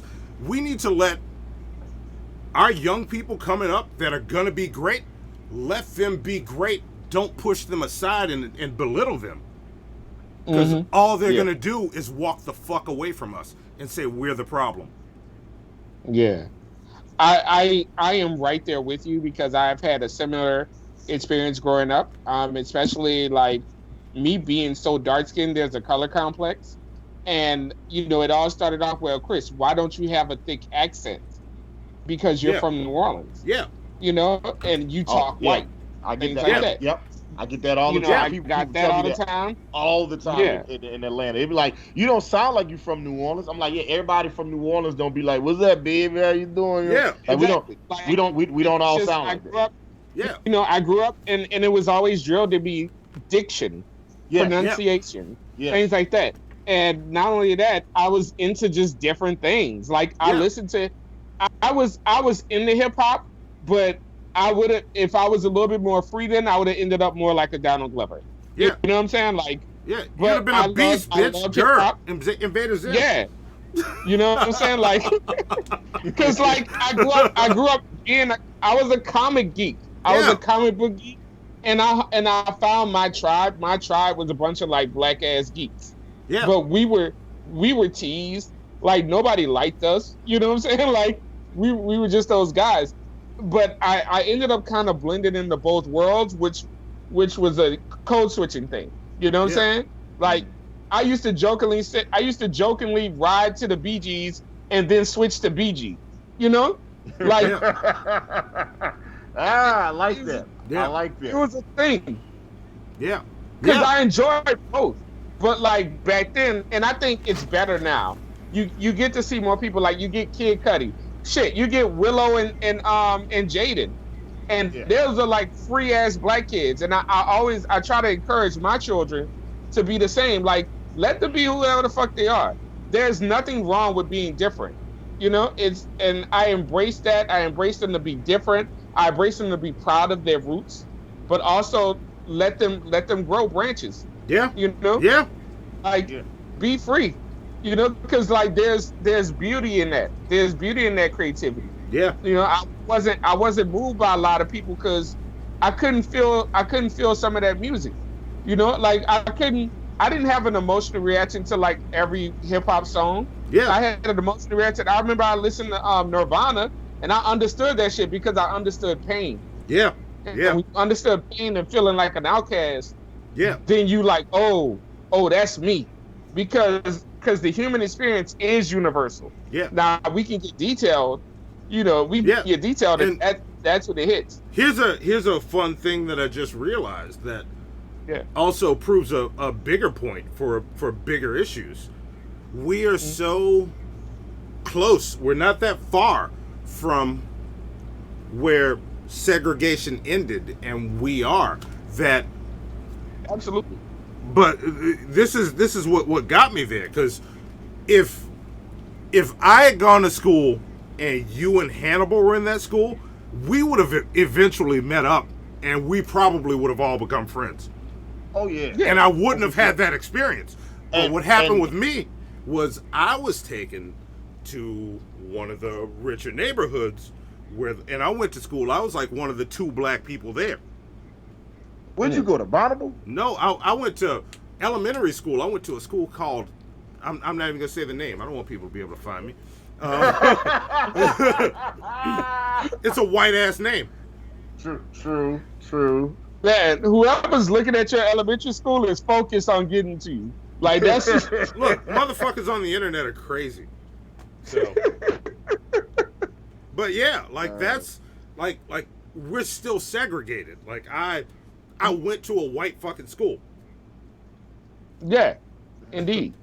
Yeah, it's funny because when I was I've always been that kid that like marched to the beat of his own drum. I always wore my weirdness on my sleeve. So it was like the kid I was in elementary school is the kid I was in middle school and the kid I was in high school. And it's weird because when you're into certain shit and then you make that switch from like elementary to middle, and then everybody, and then you see the change where it's like some people like they be like, oh, I used to be into this, but I'm not into that anymore because that's that young nigga shit. I'm into this grown up shit now. And it was like I was the kid in high school that was still like comic books and video games and Game Facts and Nintendo Power, and like I can remember being in like 8th grade and getting everybody in my class interested in Star Trek. Yeah. And I was like, man, there's this motherfucking show with Whoopi Goldberg that come on at 9 o'clock.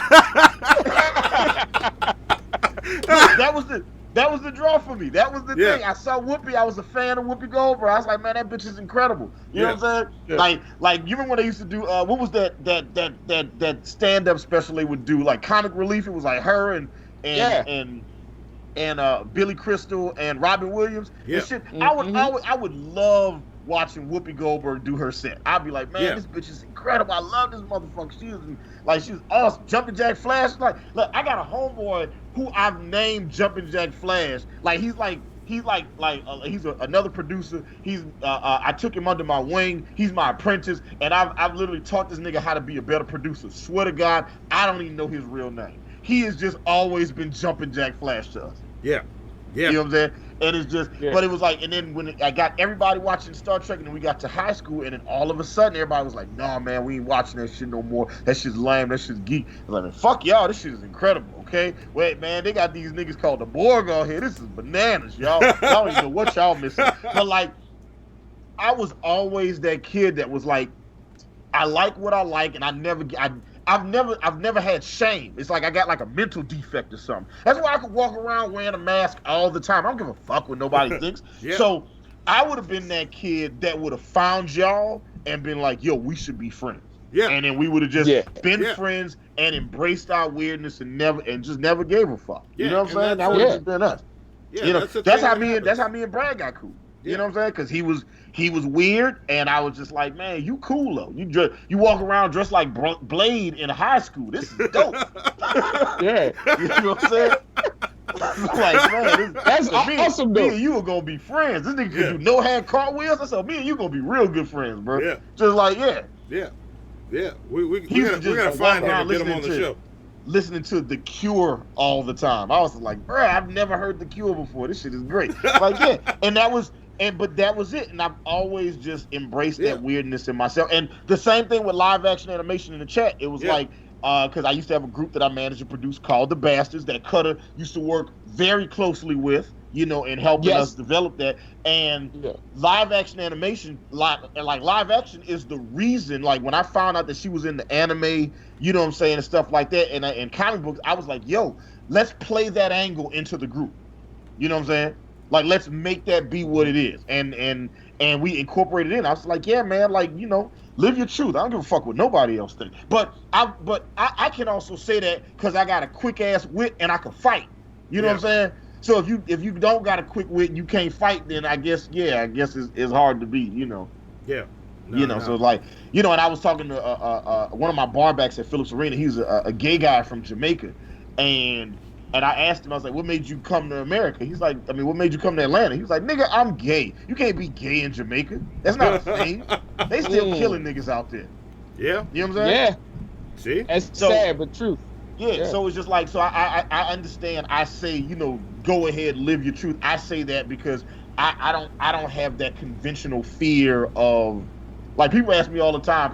People always ask me, say, hey man, you driving Uber at like 3:00 in the morning? Ain't you afraid somebody gonna rob you or this that? I'm like, no. And it's not that I'm not afraid that somebody's going. So it's not that I'm not afraid. I tell people all the time, I'm from New Orleans, Louisiana. I used to spend my summers and my winters in Southside Chicago. I ain't scared of shit. And I survived Hurricane Katrina. I ain't scared of nothing. All right. But if somebody wanted to pull a gun on me and be like, give me your money, I want this car, I'm like, all right. Yeah.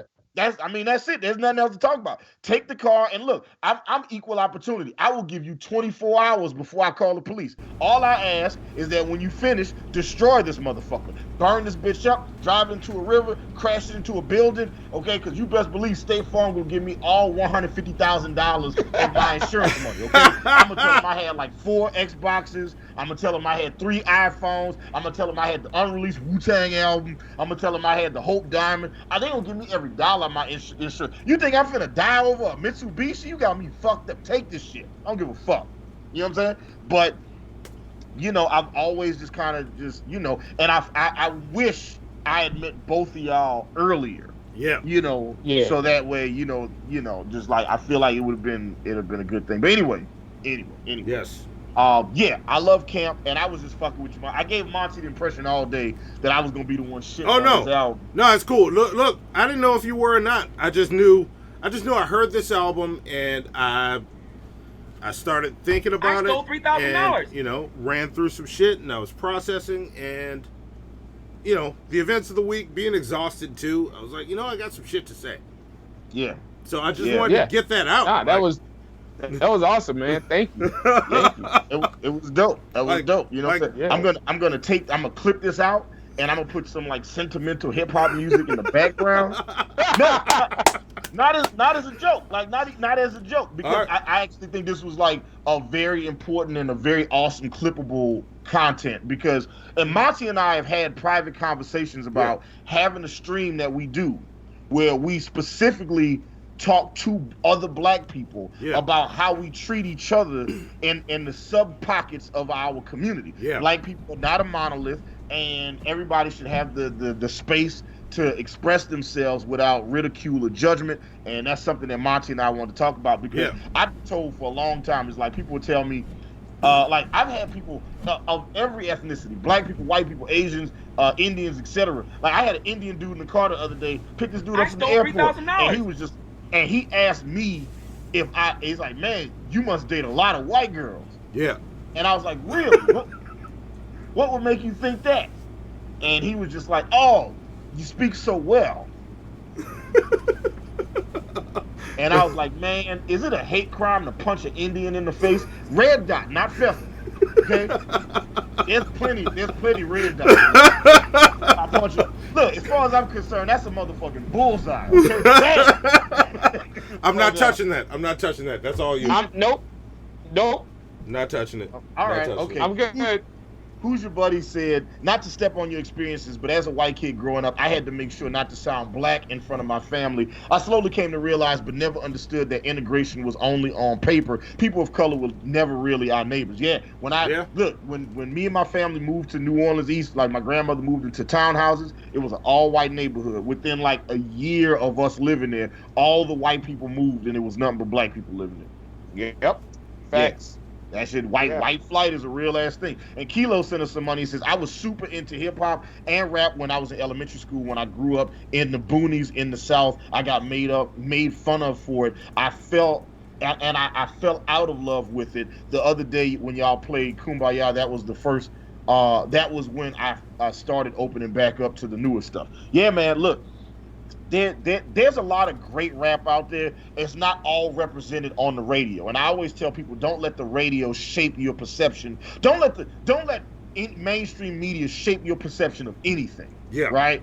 Because whatever weird, like if I've learned nothing from going to years of Comic-Cons and Dragon Cons, whatever weird shit you into, somebody else is into that same shit too. Look, we got to wrap up the show because I know Monty's got to do stuff. Cutter's on West Coast time, you know what I'm saying? Mm-hmm. I gotta finish watching Dark on Netflix because I just got to the apocalypse and I really need to know how this plays out. So I want to take this as an opportunity, first and foremost, to thank all of the fans. Well, no, you know what, Cutter? I want to thank you for being on Hannibal Monty Shit Show. Yes, you were an awesome guest, man.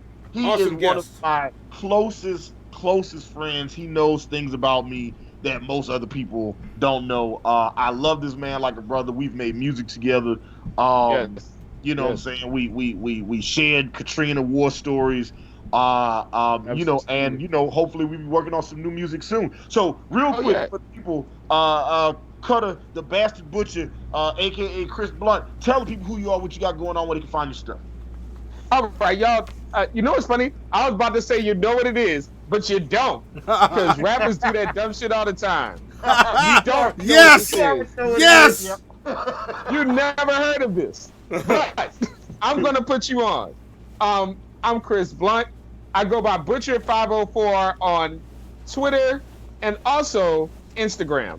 If you want to get to know more about the studio that I run, that's On Purpose Recordings, and that's actually on Instagram, and you can find On Purpose Recordings on Facebook.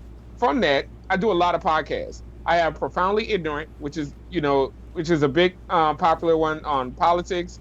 I do Chris Talks, the podcast, which is premiering this Friday. So remember, Chris Talks, the podcast, Friday. You can get on Spotify. That link is in the description, actually. I stole $3,000. Yeah, I'm about to say, I'm out here. You know what I'm saying? There's also Should This Be a Movie? That's a fun podcast to do with my homie Mark. And then, of course, Not to Cut You Off, which is a great little quick podcast that I come out with at random. So yeah, I'm in the process of building. It's creating a lot of fun content, and pretty much you're gonna see some of these guys on my shit at some point. Yeah. So this has been fun, man. Yeah, we talked about it beforehand. I can't wait to be on your shit. It's gonna be awesome. Yeah, man. Like, that's awesome. Like whenever the day is you have available, like please let us know, because we trying to get all on that shit. And look, I told Monty, I was like, the first thing you listen to needs to be Not to Cut You Off, the Tiger King one, followed by the list of the 5 favorite villains. I'm gonna make sure we post that in our Discord and post that in the chat as well. Like if you're looking for something fun to listen to, it is fun to listen to. And like his top 5 villains is insightful and hilarious at the same time. You know what I'm saying? Very much. And your observations about Carol Baskin was just incredible. You know what I'm saying? So I got to give credit where credit is due. And I want to go ahead and say thank you to everybody watching the show. John Vice just sent us the last little bit of money, and I appreciate that, John Vice. And you should go follow John Vice at Bronze Beasties on Instagram. Look, he makes incredible check it out. art. Here's a preview of some. Don't go bigger. This is all you get. This is a John Vice piece of art I'm working on. If you couldn't see it, you'll see it when it's done. I'm doing a video. We're gonna show it on the show. All I saw was a white box, Monty. Oh, there's a sketch on that. There's a sketch on that. Okay, there was a sketch. I thought you were just trying to show everybody that white box you be getting. Is that what you wanted us to see? Oh, we're going there. We're going there. You wanted everybody to see that white box, Monty? No. Are you gonna start this right now? Is this where we're going? No, I wasn't. I was just asking. I just thought it was amazing because, see, now I don't want to say anything about you and white women. You know what I'm saying? It just just. Okay. Because I don't want, after the Childish Gambino talk, I don't want you to, But you was just like, hey, John Vice, I want you to see what I'm working on, and all you just showed was some whiteness on the screen, and I was just like, I see what it is. You know what, Hannibal? You know what, Hannibal? This was a shit show. Y'all finished or y'all done? I ain't got no more talking. Sweet Halloween and